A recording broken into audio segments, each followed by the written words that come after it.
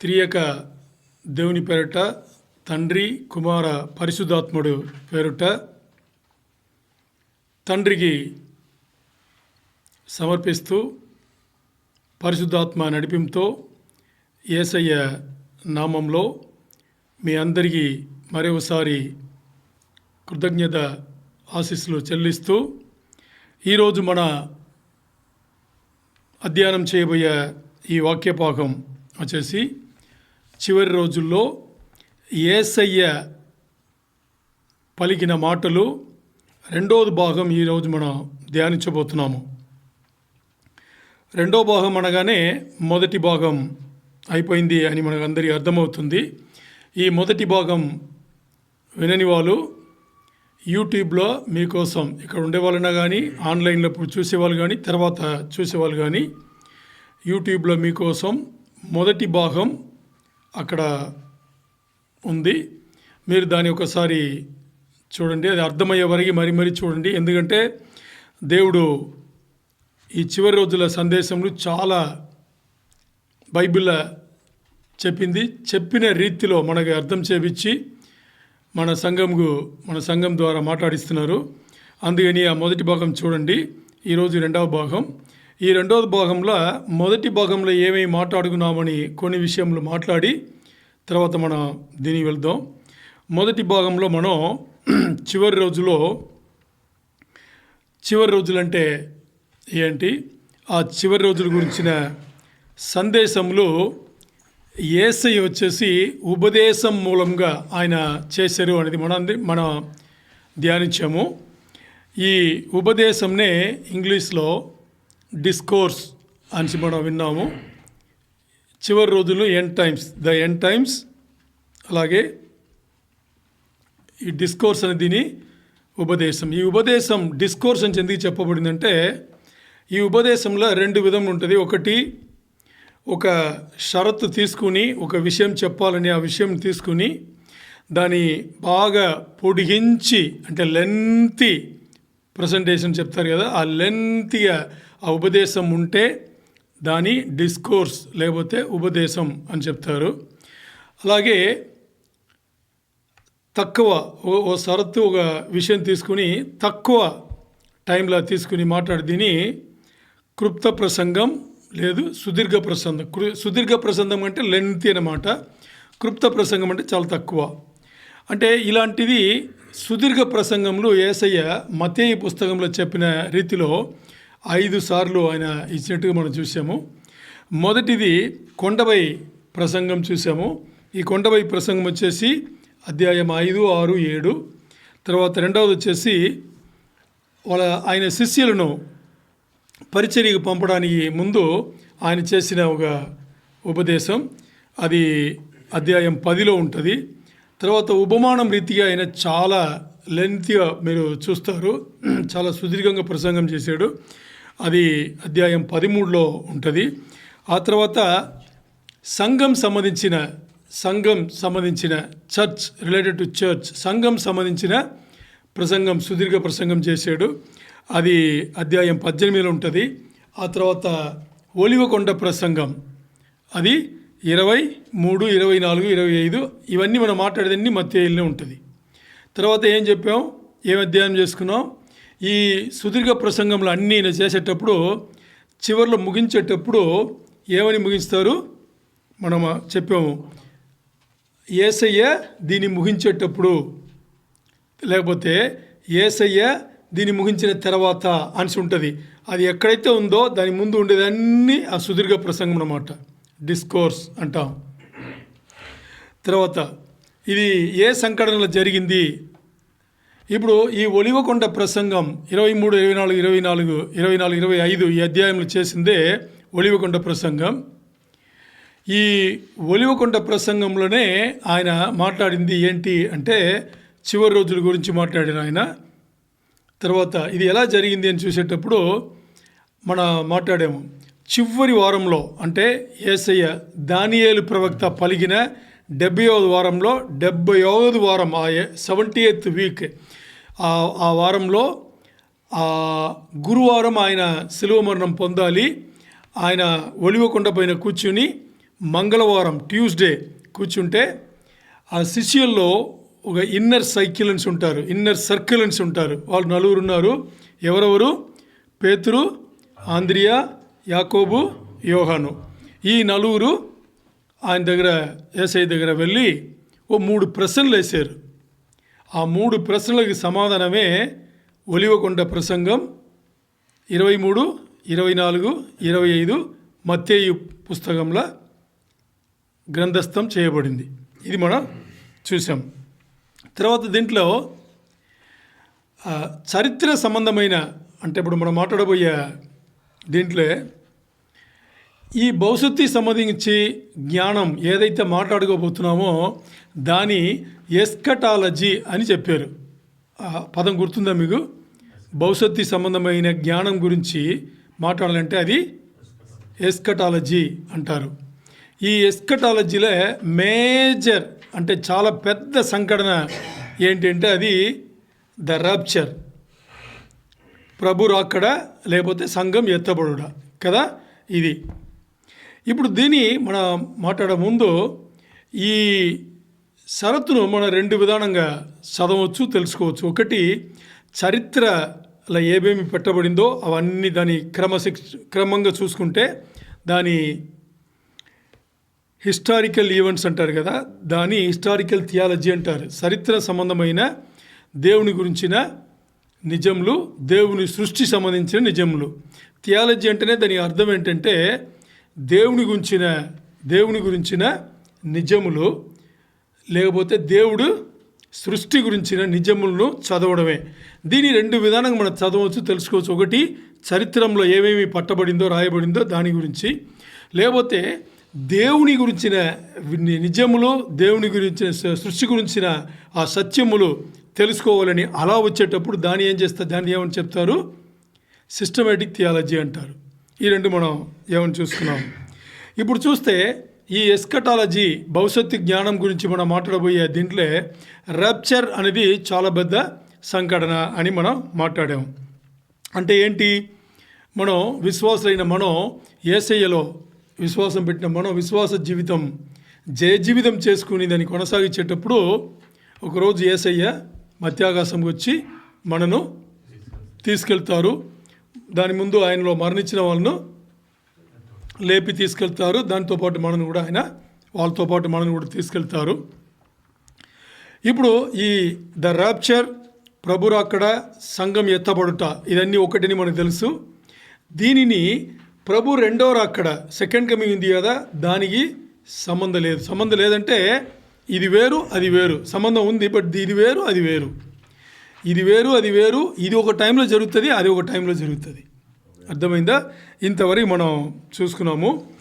ఈ ప్రభు రాకడలో ద రాప్చర్లో సంఘం ఎత్తబడుటలో విడవబడిన వాళ్ళు 7 ఏండ్ల శ్రమల కాలంకు అప్పగించబడతారు. ఆ శ్రమలు మనిషి అనేవాడు తట్టుకోలేడు. చాలా అంత ఘోరంగా ఉంటుంది అనమాట. చాలా ఘోరంగా ఉంటుంది, అస్సలు తట్టుకోడు అనమాట. దాంట్లో 3-4 సంవత్సరాల తర్వాత వచ్చే మహాశ్రమల కాలంలో ఇంకా అస్సలు తట్టుకోరు. అంటే దీని గురించి చెప్పాలంటే మీకు ఆశ్చర్యంగా అనిపిస్తుంది. హోలోకాస్ట్ మనం విన్నాము, ఎన్నోసార్లు మాట్లాడుకున్నాము. 60 లక్షల మంది కన్నా ఎక్కువ, ఇంకా దానికన్నా మరణించారు, చంపేశారు. ఇది ఒక ఎత్తు అయితే ఈ రెండో శ్రమల కాలంలో రెండో భాగం ఉంది కదా, 3.5 రెండో భాగం, దాంట్లో ఇంకో 2వ వంతు యూదులు చంపబడతారు. ఇది ప్రవక్తలు రాసిన ప్రవచనం.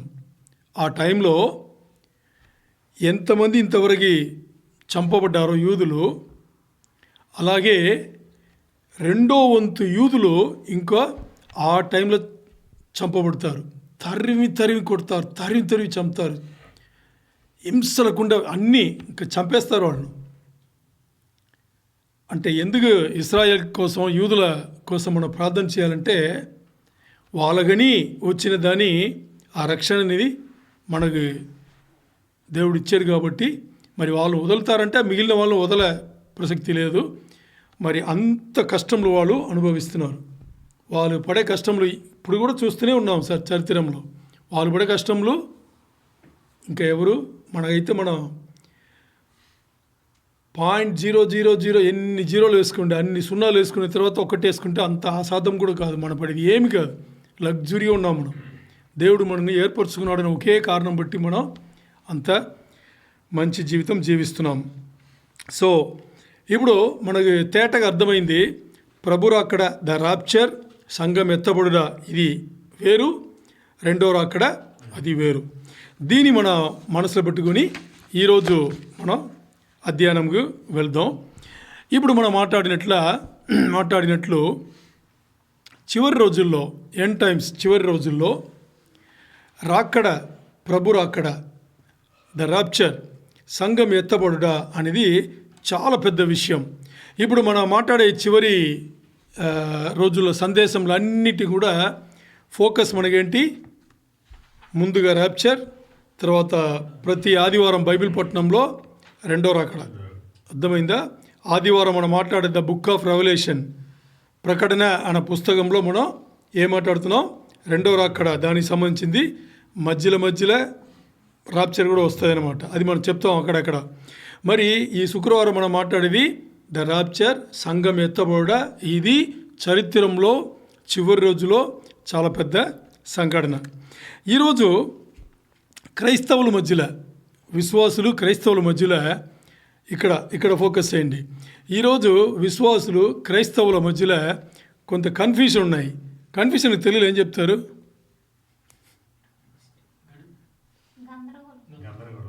కరెక్టేనా? నాకేమో సరిగా అనిపించలా, మరి నాకు ఇంకా వేరేం తెలియదు కాబట్టి కన్ఫర్మ్ చేసేవారు. గందరగోళమేనా? తెలుగు వాళ్ళు చెప్పట్లా, తమిళ్ తెలిసిన వాళ్ళు సగం తెలుగు వాళ్ళే మాడుతున్నారు. ఓకే, గందరగోళమే అనుకుంటాం, కన్ఫ్యూషన్. ఓకే, ఈ క్రైస్తవులు విశ్వాసులే కన్ఫ్యూజ్ అవుతున్నారు. గలిబిలి లేకపోతే గందరగోళం ఏదో అవుతున్నారు. అంటే వాళ్ళకు తేటగా ఇదేని తెలియట్లా. కొంతమంది ఈ ప్రభు రాకడ, ద రాప్చర్, సంఘం ఎత్తబడుట అనేది 7 ఏండ్ల శ్రమల కాలం ముందు జరుగుతుందని, కొంతమంది మధ్యలో జరుగుతుందని 3-4 సంవత్సరాల తర్వాత, ఇంకొంతమంది 7 సంవత్సరాలు అయిన తర్వాత, ప్రీ ట్రిప్ ముందు జరిగేది, మిడ్ ట్రిప్ మధ్యలో జరిగేది, పోస్ట్ ట్రిబులేషన్ అన్నమాట తర్వాత జరిగేది అని ఎవరికి కూడా క్లారిటీ లేకుండానే ఉంది. మరి దేవుని కృప వల్ల మన సంఘంకు ఆయన ఇదే అని చెప్పేసి క్లారిటీగా మనకు బైబిల్ ద్వారానే ఇచ్చున్నారన్నమాట. మనం ఏదైతే నమ్ముతాం, మనం ఏం నమ్ముతాం? ప్రీ ట్రిబ్బా ముందా, మధ్యలో 7 ఏండ్ల శ్రమల కాలం మధ్యలో సంఘం ఎత్తబడుతుంది అని నమ్ముతామా?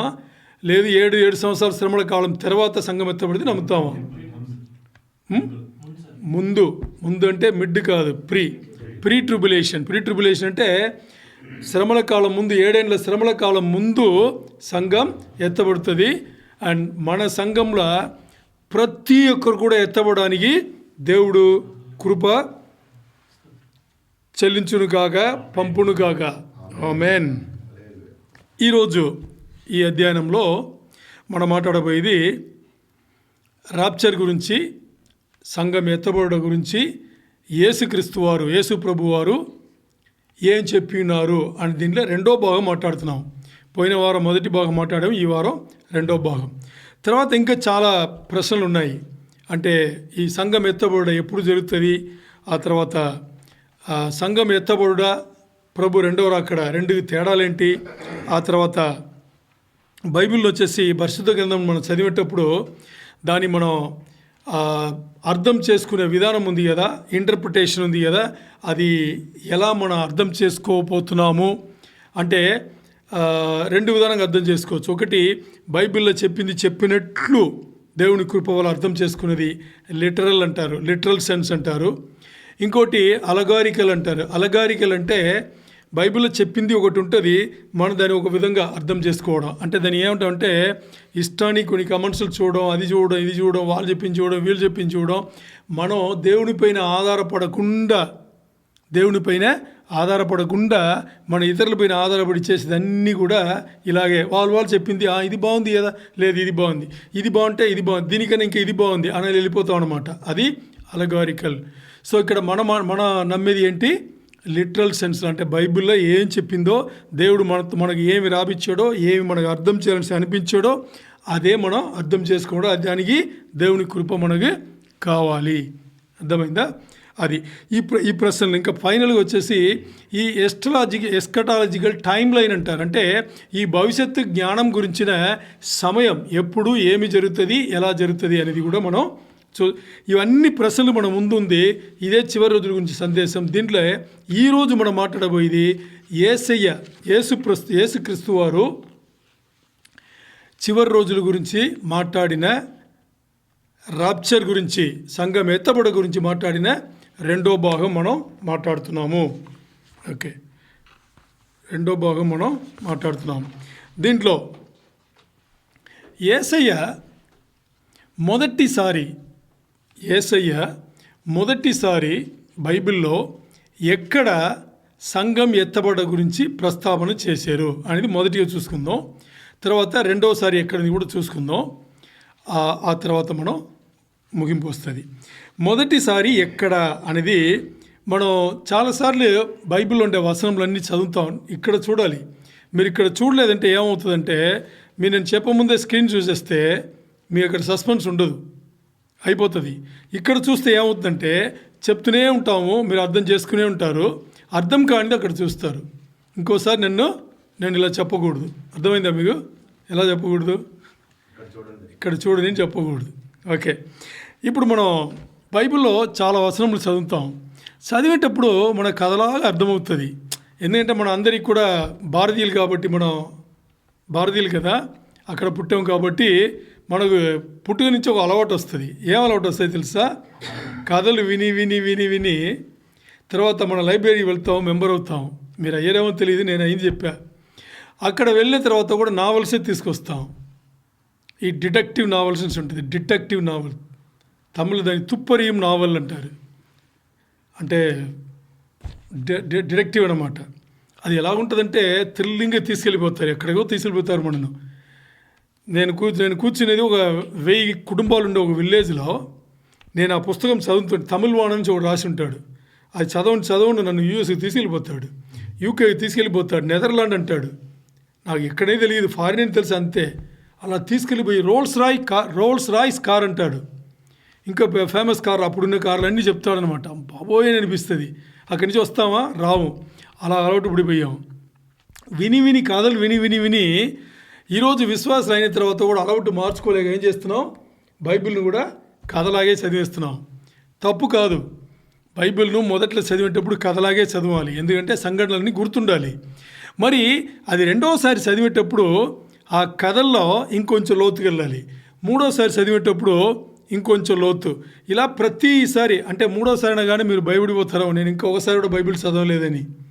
నేను చెప్పేది ఒక వచనం మీరు చదివితే అది మొదటిసారి, ఇంకోసారి చదివితే రెండవసారి కదా. మరి బైబిల్ను ఆదికాండం నుంచి ప్రకటన వరకు తిప్పి చదివి తప్పు అంటే తప్పే కాదు. మినిమం ఒకరి జీవితంలో 20 సార్లు చదివి ఉండాలి. ఎన్నిసార్లు? 20 సార్లు. ఎందుకు నేను 20 సార్లు చెప్తున్నానంటే ఒకటి కూడా మర్చిపోదు. మరి చదువుతూనే ఉంటే ఒక్కటి కూడా మర్చిపోదు అనమాట. అప్పుడు ఎవరన్నా మాట్లాడినా పోనీ దేవుడే ఏదో మాట్లాడతారు, దేవుడే మాట్లాడతారు. మాడప్పుడు ఏమవుతుంది? మనకు అర్థం అవ్వాలి కదా, ఎక్కడుంది తెలియాలి కదా. ఏ సన్నివేశం అంటే కాంటెక్స్ట్ అంటాం కదా, ఏ సన్నివేశంలో చెప్పబడింది మనకు తెలుసా? తెలియదు. ఇవన్నీ తెలియాలంటే బైబిల్ చదివి ఉండాలి. ఇది నాకు సిస్టర్ ఇంకా తేటగా అర్థమవుతుంది. ఎందుకంటే తొలి రోజుల్లో, అంటే మన విశ్వాసం వచ్చిన తొలి రోజుల్లో దేవుడు మార్చుకుని, లోకం నుంచి దేవునితో మార్చుకున్న ఆ తొలి రోజుల్లో సిస్టర్కి వచ్చేసి ప్రొఫెసీ అంటే ప్రవచనం చేసే ఆ వరం ఉందన్నమాట. తను ఒకటి ప్రవచనం దేవుడు ఏదో చూపించినా చెప్తుంది అనమాట. ఇద్దరికి అర్థం కాదు, ఎక్కడ చెప్పబడింది, ఏ సంఘటనలో చెప్పబడింది, దీన్ని ఎలా మనం తీసుకోవాలి అర్థమయ్యేది కాదు. దేవుడైతే ఆయన రాపించింది కదా, ఆయన తెలుసు. మనకేం తెలుసు? మనకు సాయంత్రమే తెలుస్తుంది. మరి తెలియదు కాబట్టి ఇంకా దానే ఆయన దగ్గర పెట్టి, ప్రభువా నువ్వు ఇలా మాట్లాడావు, మాకు అర్థం కాల, ఇది ఎక్కడుంది, ఇంకా మేము ఏం చేయాలని అడిగితే మరీ ఆయన దాని వివరణ కూడా ఇచ్చిన రోజులు కూడా ఉన్నాయన్నమాట. సో అందుకని బైబిల్ చదవడం అనేది చాలా చాలా ఇంపార్టెంట్. ఎక్కడ కుదురుతుంది అంటే ఇంక చేయడానికి ఏం లేవు, అన్నీ ఉంటుంది, కుదరదు, మరి చదవాలి. ఓకే, ఇప్పుడు మనం చూసుకునే సన్నివేశం వచ్చేసి యేసయ్య మొట్టమొదట్లో ద రాప్చర్, సంఘం ఎత్తబడుట గురించి ఎక్కడ మాట్లాడినారు, ఎక్కడ ప్రస్తావన చేసి ఉన్నారు అని చూస్తే ఆయన చేసింది వచ్చేసి లాజరస్ మరణించి, ఆయన స్నేహితుడిని చెప్తారు కదా బైబిల్లో, యేసయ్య స్నేహితుడు లాజరస్ మరణించి పాతిపెట్టబడి సమాధి చేయబడిన ఆ సన్నివేశంలో మొట్టమొదటి ఎవరన్నా ఆలోచన చేస్తారా ఇక్కడ ర్యాప్చర్ గురించి ఆయన మాట్లాడారని? చాలాసార్లు చదివి ఉంటాం మనం. ఓకే, ఏమని చూసుకుందాం, తీయండి. యోహాను రాసిన సువార్త 11వ అధ్యాయం తీయండి. యోహాను రాసిన సువార్త 11వ అధ్యాయం. ఇంగ్లీష్లో చదివి తెలుగులో చదివితే లేట్ అవుతుంది, అందుకని తెలుగులో స్టార్టింగ్ నుంచి చదవండి.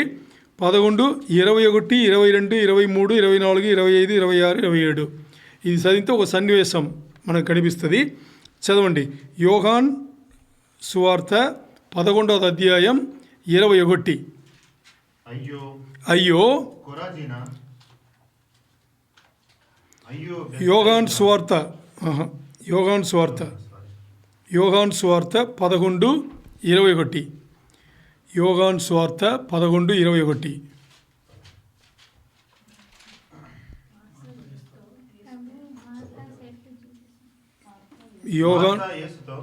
మార్తా యేసుతో, ప్రభువా, నీవు ఇక్కడ ఉండిన ఎడల నా సహోదరుడు చావకుండును. ఇప్పుడైనను నీవు దేవుని ఏమడిగినను దేవుడు నీకు అనుగ్రహించగని ఎరుగుదనెను. యేసు నీ సహోదరుడు మరలా లేచునని ఆమెతో చెప్పగా, మార్తా ఆయనతో అంత్యదినమున పునరుద్ధానమందు లేచునని ఎరుగుదునెను. అందుకు యేసు, పునరుద్ధానమును జీవమును నేనే, నాయందు విశ్వాసముంచువాడు చనిపోయినను బ్రతుకును, బ్రతికి నాయందు విశ్వాసముంచు ప్రతివాడును ఎన్నటికి చనిపోడు. ఈ మాట నమ్ముచున్నావా అని ఆమెను అడిగెను. చదవండి ఇంకా. ఆమె, అవును ప్రభువా, నీవు లోకములకు రావాల్సిన దేవుని కుమారుడు అయిన క్రీస్తువని నమ్ముచున్నానని ఆయనతో చెప్పాను. ఆమెన్. ఇప్పుడు మీకు సన్నివేశం అర్థమైంది కదా అందరికీ? ఎందుకంటే ఎన్నోసార్లు చదివి ఉంటాం, వినుంటాం. మరి అర్థమైన దాంట్లోనే ఇంకా దేవుడు మనతో ఏమి ప్రత్యేకంగా రీతిన మాట్లాడుతున్నారు అని చూస్తే, ఇక్కడ చూడండి, ఈ సన్నివేశం మనం కరెక్ట్గా అర్థం చేసుకోవాలంటే ఇంకో 2 వచనములను చదవాలి ఇదే అధ్యాయంలో. అది నేను మీకు తేటగా చెప్తాను. ఇదే యోహాన్ రాసిన సువార్త 11వ అధ్యాయంలో 3వ వచనం నేను మీకు చెప్తాను అది ఏంటిదనేసి.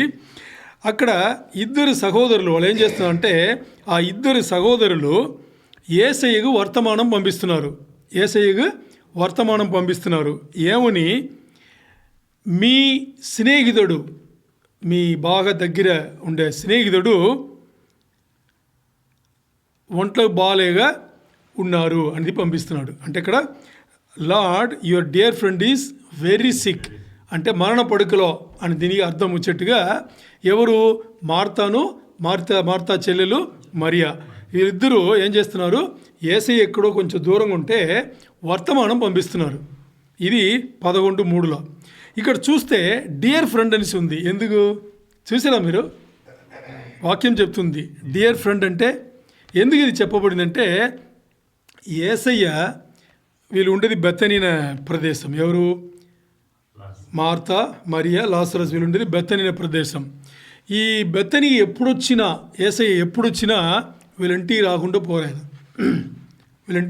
పోరు. అంత క్లోజ్నెస్ అనమాట. సో అందుకని ఇక్కడ వాళ్ళ ఆ స్నేహితుత్వం ఉంది కదా, బంధుత్వం వచ్చి అంత చాలా దగ్గర. అందుకని ఇక్కడ డియర్ ఫ్రెండ్ అని చెప్పబడింది. అర్థమైందా? తర్వాత 11:5లో ఏముందో చూద్దాం.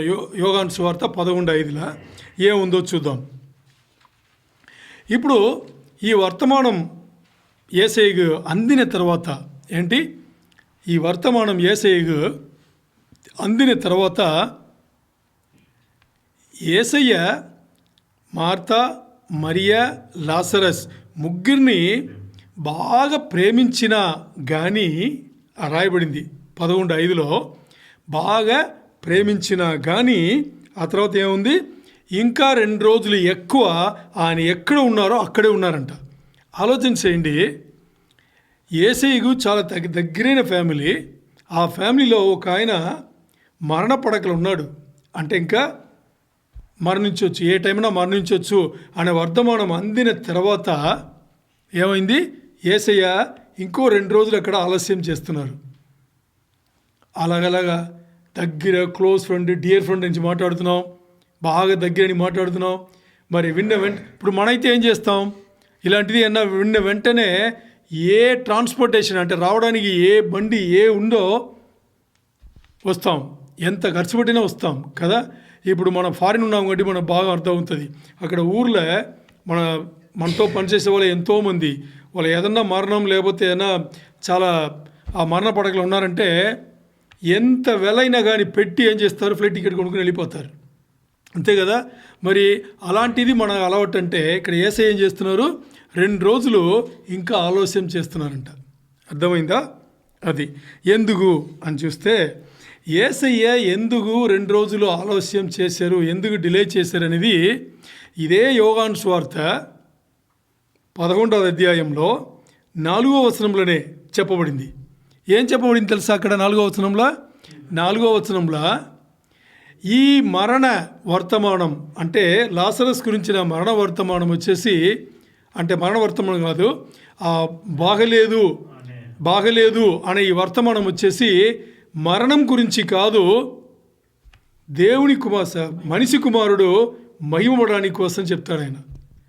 అంటే అక్కడే తేలిపోయిందా, ఆయన మరణించడం అక్కడే తేలిపోయిందా అని ఆయనే తెలుసు, ఆయన చెప్పింటారు అన్నమాట శిష్యుల దగ్గర. సరే, ఇప్పుడు చూద్దాం. ఇక్కడ పెద్ద డ్రామా లాగా జరుగుతుంది, వినండి. ఇప్పుడు చూస్తే ఇద్దరు సహోదరులు కూడా, అంటే యేసయ్య అంటే వాళ్ళకి బాగా తెలుసు. ఎలా తెలుసా? యేసయ్యనే మెస్సయ్య, యేసయ్యనే అభిషిక్తుడు, యేసయ్యనే రక్షకుడు అని మార్తాకు తెలుసు, మరియా కూడా తెలుసు. మరి మార్తా యేసయ్య రాగానే మరియా తర్వాత వెళ్ళి ఆయన ఉన్న చోట్ల చూస్తుంది. మార్తా యేసయ్యను చూడగానే ఏం చెప్తే తెలుసా? ప్రభువా, నువ్వు ముందొచ్చి ఉంటే నా సహోదరుడు మరణించేవాడు కాడు. అంటే ఇక్కడ చూస్తే వాళ్ళ విశ్వాస జీవితం చూడండి, మార్తా విశ్వాస జీవితం చూడండి. ఏముంది? విశ్వాసంలో అంత స్ట్రాంగ్గా ఉన్నారు. యేసయ్య అక్కడ ఉండింటే నా సహోదరుడు మరణించాడు అని చెప్పేసి. మరి మరియ కూడా తర్వాత అక్కడ చూసేటప్పుడు ఇదే చెప్తుంది, ఇద్దరు కూడా అదే చెప్తారనమాట. మరి ఇద్దరు విశ్వాస జీవితంలో ఎంత ఉచ్చస్థాయిలో ఉన్నారో అంత ఉచ్చస్థాయిలో ఉన్నారు. ఇక్కడ ఈరోజు దీనికి సంబంధించి మనకి దేవుడిచ్చే వర్తమానం ఏం తెలుసా? బాగా తప్పు చేసేవాళ్ళు విశ్వాస జీవితంలో ఉచ్చస్థాయిలో ఉండేటప్పుడే తప్పు చేస్తారంట. వీళ్ళు చేసిన తప్పు చెప్పాలా? ఇప్పుడు విశ్వాస జీవితంలో యేసయ్య పైనే వీళ్ళకి నమ్మకం ఉంది. ఎంత నమ్మకం అంటే గట్టి నమ్మకం అన్నమాట. యేసయ్య మెస్సయ్య అని తెలుసు, యేసయ్య రక్షకుడిని తెలుసు, యేసయ్యను అభిషిక్తి పొందినవాడిని తెలుసు. తెలిసిన తర్వాత ఆయన ఏం చేసినా కరెక్ట్గా ఉంటుంది నమ్మాలా? మరి వీళ్ళు ఏం పడిగారు ఇక్కడ? ఆ విశ్వాసమును ముందు పెట్టుకుని ఏం చెప్పారు? మీరిక్కడ ఉండిన ఎడల నా సహోదరుడు మరణించేవాడు కాడు అని చెప్పారు కదా. అంటే ఇక్కడ నువ్వు లేదు కాబట్టి మరణించాడు. అంటే మేము వర్తమానం పంపించాము, నువ్వు 2 రోజులు ఆలస్యం చేయకుండా నువ్వు వచ్చింటే నా సహోదరుడు బతికినవాడు. అర్థమైందా? వాళ్ళు చేసిన పొరపాటు. మనం విశ్వాస జీవితంలో ఎదగని ఎలా ఉండాలంటే చిన్న బిడ్డలు వలే ఉండాలి. ఎలా ఉండాలి? చిన్న బిడ్డలు వలే. చిన్న బిడ్డలు అంటే మన తొలి రోజుల్లో లోకంను వదిలి దేవునికి వచ్చింటాం కదా, విశ్వాస జీవితంకి వచ్చింటాం కదా, అప్పుడు ఎలా ఉండింటాం ఆలోచన. మీ అందరి జీవితంలో మీరు కొంచెం వెనకాలండి. మాకైతే 10 సంవత్సరాలు అయింది. 10 సంవత్సరాల ముందు భయంకరంగా ఉంది. మరి ఇప్పుడు వెనక్కిపోయామంటే లేదు. మరి మీ జీవితంలో ఆ తొలి రోజుల్లో ఉన్న యేసయ్య పైన ఉన్న ప్రేమ ఈరోజు ఉందా అని మీరు చెక్ చేసుకుంటే డెఫినెట్గా ఉండదు. ఒకవేళ ఉన్నా కానీ దాంట్లో మూర్ఖత్వం ఉంటుంది. ఎలా తెలుసా? నేను నా యేసయ్య అని ఉంటుంది. మరి ఇలాంటి పొరపాట్లు జరగకుండా చూసుకోవాలని ఈరోజు దేవుడు మనతో మాట్లాడుతున్నారు. అక్కడ వాళ్ళు యేసయ్య పైన నేరారోపణ మోపారు అన్నమాట. ఏం చేశారు? నేరం మోపారు. కావాలని మోపరా? కాదు. ఆ విశ్వాసంలో అలాగ అయిపోయి అలా చెప్పకూడదని తెలియగా ఏం చేశారంటే నేరం మోపారు.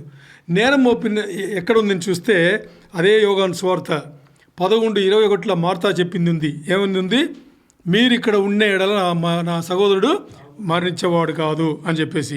తర్వాత అదే 11:32లో మరియా యేసయ్య ఎక్కడున్నారో అక్కడ వెళ్ళి చూసేటప్పుడు విధేయతతో ఆయనను నమస్కరించి ఆయన చూసిన తర్వాత ఏం చెప్పింది ఆయనతో ఏం చెప్పింది ఆవిడ కూడా, ప్రభువా, మీరు ఇక్కడ ఉండిన ఎడల నా సహోదరుడు చావకుండా ఉండును, మరణించకుండా ఉండును అని చెప్పేసి. అంటే ఇద్దరు కూడా ఏం చేస్తున్నారు? యేసయ్యను నేరస్తుడిగా అక్కడ భావించి మాట్లాడిన మాటలు. బట్ ఆ మనస్తత్వం వాళ్ళకు ఉండిందా లేదా అని మనకు తెలియకూడదు. మరి యేసయ్యతో అలా మాట్లాడాల్సిన అవసరం లేదు. దానికి ఇంకా తేట కూడా ఆయన చెప్తున్నాడు. చూడండి, మార్తా 11:21 ఆ ప్రశ్న వేసిన తర్వాత ఆయన 22 తర్వాత 23 చూడండి. 23లో యేసయ్య సమాధానం ఏం చెప్తున్నారు చూసారా? మార్తా కానీ మరియా కానీ ఆయన ఇచ్చిన సమాధానం చూడండి. యేసు, నీ సహోదరుడు మరలా లేచునని ఆమెతో చెప్పగా చాలు. అర్థమైందా? అంటే ఆయన ఇక్కడ ఏం చెప్తున్నాడు? యేసయ్య ఏం చెప్తున్నాడు? మరణించిన నీ సహోదరుడు మరి లేస్తాడు అని చెప్తే ఇప్పుడు కూడా విశ్వాసమును చూపిస్తుంది ఆవిడ. ఇప్పుడు కూడా విశ్వాసమును చూపిస్తుంది. ఏమని చూపిస్తుంది? ఆవిడ నమ్మిందంటే దేని నమ్మింది? బాగా అర్థం చేసుకోండి. బాగా క్షుణ్ణంగా మనం ధ్యానం చేస్తున్నాం. ఆవిడ నమ్మింది. దేని నమ్మిందంటే ఆవిడ సహోదరుడు మరణం నుంచి లేపబడతాడు అని నమ్మింది. మరి ఎలా నమ్మిందంటే చివరి రోజుల్లో లేపబడతారు అనే నమ్మకం నాకు కూడా ఉంది అని అక్కడ చెప్తుంది. ఇక్కడ ఈ మరణం నుంచి తిరిగి లేచేది, పునరుద్ధానం అయ్యేది అనేది ఒకే ఒక్క గుంపు తప్ప మిగతా అందరూ నమ్మేదే. ఇశ్రాయేల్లో చెప్తున్నా, యూదుల్లో చెప్తున్నా. ఎవరు? ఒకే ఒక గుంపు. ఆ గుంపు సదుకీయులు. సదుసీస్ అంటాం కదా, సదుకీయులు. వీళ్ళు నమ్మరు. వీళ్ళు ఎలాంటి వాళ్ళంటే వీళ్ళు ఎప్పుడు కూడా ఆ ధర్మశాస్త్రం ఏం చెప్పిందో దాన్ని 100% 100% పాటిస్తారు. దాని నుంచి ఇటు వెళ్ళరు, అట్టు వెళ్ళరు. ఇటు వెళ్ళినా తప్పు అంటారు, అట్టు వెళ్ళినా తప్పు అంటారు. ఇటు వెళ్ళినా తప్పు, అట్టు వెళ్ళినా తప్పు. అర్థమైందా? అలాంటి వాళ్ళు వీళ్ళు సదుకీయులు. వీళ్ళు ఒక్కరు మాత్రం పునరుద్ధానాన్ని నమ్మరు. మిగతా అందరు నమ్మేదే. ఇప్పుడు మరియ నమ్మింది ఏంటి? పునరుద్ధానుడు అవుతాడు, నా సహోదరుడు పునరుద్ధానుడు అవుతాడు. ఎప్పుడవుతాడు? చివరి రోజులో అందరు లేపబడేటప్పుడు నా సహోదరుడు. ఎందుకంటే ఆ లేపేది కూడా నువ్వే, అది కూడా నమ్ముతారు. మార్తా యేసయ్యను చూపించి అది చేసేది కూడా నువ్వే, మాకు తెలుసు, మరి చివరి రోజులో లేస్తాడు అని. దానికి ఇంకా మార్తా చెప్పేది ఆయన చివరి రోజులో లేపుతాడు అనేది. అంటే మార్తాగా అర్థమైంది చివరి రోజులో లేపుతాడని మాత్రం అర్థమవుతుంది. కానీ అక్కడ యేసయ్య, అక్కడ మనిషి కుమారుడు, దేవుడు అక్కడ ఉన్నారు, ఆయన ఏదైనా చేయగలరు అనేది మాత్రం ఆ టైంలో ఆవిడకి నమ్మకం లేదు. ఓకే, ఇప్పుడు యేసయ్య ఇక్కడ ఈ అవకాశంని యేసయ్య వాడుకున్నారు. ఈ ప్రశ్న మార్త దగ్గర నుంచి రాగానే యేసయ్య ఈ అవకాశం వాడుకుని ఇప్పుడు సంఘం ఎత్తబడ అంటే చివరి రోజుల్లో విశ్వాసులు పట్టబడతారు కదా మధ్యాకాశంకు, దాని గురించి ఆయన సమయం తీసుకుని దాని గురించి చెప్పడానికి ఇక్కడ మొదలుపెట్టారు ఆయన. అర్థమైందా? ద ర్యాప్చర్ గురించి ఇక్కడ మొదలుపెట్టారు. చూడండి 11:25 యేసయ్య చెప్తున్నారు. ఏమని చెప్తున్నారు? నేనే పునరుద్ధానమును జీవమును నేనే. చాలు, నేనే పునరుద్ధానమును జీవమును. అంటే ఆయన ఏం చెప్తున్నా అంటే నేను చేస్తాను అని చెప్పలా, నేనే అంటున్నాడు ఆయన. అంటే ఆయన ఏంటంటే ఇంక చేసేది పెద్ద విషయమా? నేనే పునరుద్ధానం, నేనే జీవం అంటున్నాడు. ఎంత గొప్ప వర్తమానం తెలుసా ఇది? పునరుద్ధానం అంటేనే ఆయన అంటున్నాడు. అంటే మొదటి యోహాను పత్రిక చదివితే అక్కడ అర్థమవుతుంది ఆయన ప్రేమై ఉన్నాడు అని ఉంటుంది. ఏమన్నాడ? ఆయననే ప్రేమంట, ఆయననే ప్రేమై ఉన్నాడు అని మాట్లాడుతుంది. అలాగే ఇక్కడ ఆయన ఏం చెప్తున్నాడు? నేనే పునరుద్ధానం అయ్యున్నాను, నేనే జీవం కూడా అయ్యున్నాను అని మాట్లాడుతుంది. ఇక్కడ చాలామంది ఏం చేస్తారంటే పునరుద్ధానం జీవం రెండును ఒకటి అనుకుంటారు. ఒకటి కాదు, ఒక అర్థం కూడా కాదు. ఇది వేరు, అది వేరు. మనం చూద్దాం. ఇప్పుడు ఇది ఇక్కడ చూడండి, మనం ఎప్పుడు కూడా బైబిల్ చదివేటప్పుడు ఒక విషయం, ఇంగ్లీష్ బైబిల్ ఒకవేళ మీరు చదివితే, తెలుగు బైబిల్ ఎలా ఉందో నాకు తెలియదు, ఇంగ్లీష్ బైబిల్ మీరు చదివితే ఇక్కడ వినండి అందరూ. ఇంగ్లీష్ బైబిల్ మీరు చదివితే కమా, ఫుల్ స్టాప్, సెమికోలన్ తెలుసు కదా మీకు? కమా అంటే ఒక బొట్టు పెట్టి అలా లాగుతారు కింద, ఇది కమా. ఉత్త బొట్టు మాత్రం పెడితే ఫుల్ స్టాప్. పైన బొట్టు పెట్టి కింద కమా వేస్తే, హలో, పైన బొట్టు పెట్టి కింద కమా వేస్తే సెమికోలన్ అంటారు. సెమికోలన్. పైన బొట్టు కింద బొట్టు పెడితే దాన్ని కోలన్ అంటారు కదా, కోలన్ అంటారు. ఇంగ్లీష్ బైబిల్ చదివిన వాళ్ళు ఎప్పుడన్నా, లేదు తెలుగు బైబిల్ చదివిన వాళ్ళే ఇంగ్లీష్ బైబిల్ రెఫరెన్స్ ఎప్పుడన్నా చూస్తే ఈ ఇంగ్లీష్ పదాలు రాను మధ్యలో ఒక కోలన్, అంటే పైన బొట్టు చిన్న బొట్టు కింద బొట్టు ఉంటే కోలన్ అన్నమాట. అది ఏంటంటే దాన్ని ఎలా అర్థం చేసుకోవాలని చెప్తా. ఆ కోలన్కు ముందు ఎడమపక్క ఉంది కదా, ఏమి చెప్పబడిందో దానికి వివరణ కోలన్కి రైట్ సైడ్ కుడి పక్కంలో ఇచ్చుంటారు. బాగా అర్థం చేసుకోండి. ఇది వేరు, అది వేరు కాదు. దీనికి సంబంధించిన వివరణ రైట్ హ్యాండ్ కుడి పక్కంలో ఇచ్చుంటారు. ఇక్కడ చూసారా, ఇది ఇంగ్లీష్ బైబిల్ ఉంది, మీకు తెలుగు బైబిల్ ఉంది, అది ఇంగ్లీష్ బైబిల్ చూడండి. జీసస్ సెడ్ అంటు హర్, యేసయ్య ఆవిడతో మార్తతో చెప్తున్నారు ఏమని? I am the resurrection and the life. Colon ఉంది అక్కడ, ఉందా? ఎక్సలెంట్. తెలుగు బైబిల్లో కూడా ఉంది. 2 ఫుల్ స్టాప్ పైన కింద ఉంది కదా, వండర్ఫుల్. అది ఉంటే దాని అర్థం ఏంటంటే ఎడం పక్క ఉండేది ఏం చెప్పిందో దానికి వివరణ ఇక్కడ ఉంది. ఎందుకు నేను ఇంత గట్టిగా చెప్తున్నా అంటే ఈరోజు వర్తమానంలో ఇది చాలా ముఖ్యమైన విషయం అనమాట. అందుకని మనం అలా అర్థం చేసుకోవాలి.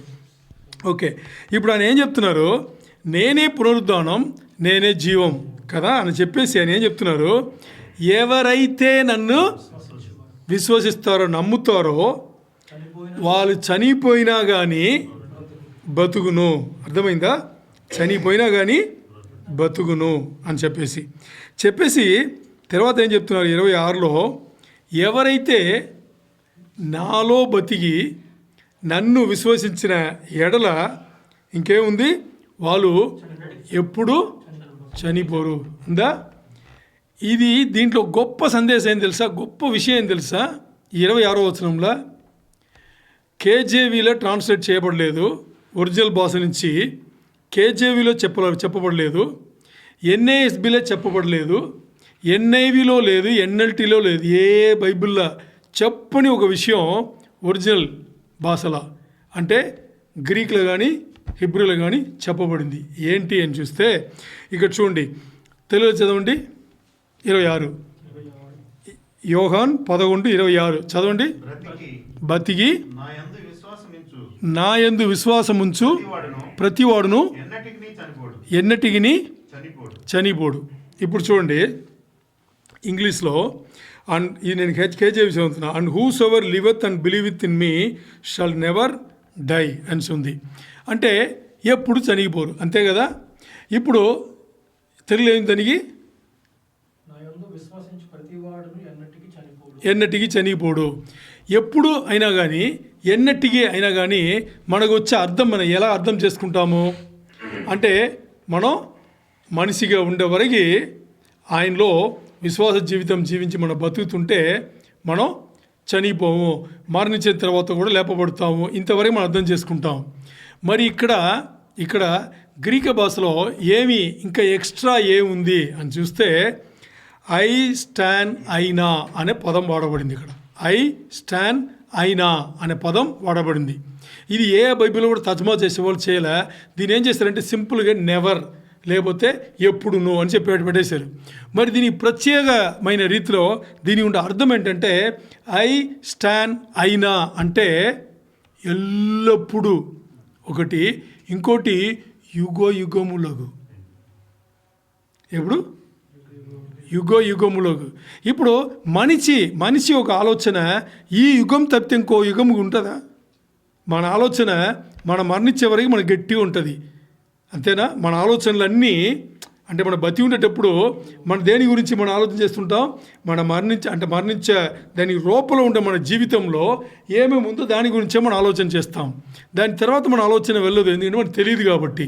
మరి ఇక్కడ గ్రంథం ఏం చెప్తుందంటే నా ఎడల నన్ను విశ్వసించి నాతో బతికిన వాళ్ళు, నాలో విశ్వాసం పెట్టి బతికిన వాళ్ళు ఎవరన్నా కానీ వాళ్ళకి మరణం లేదు అంటున్నారు ఆయన. ఈ మరణం లేదంటే ఎంతవరకు లేదు? ఎల్లప్పుడూ లేదు. ఎంతవరకు? యుగములు. ఇప్పుడు మనం ఉండేది సంఘకాల యుగం. దీని ముందు ఎన్నో యుగములు పోయింది, ఇప్పుడు ఉండేది సంఘకాల యుగం.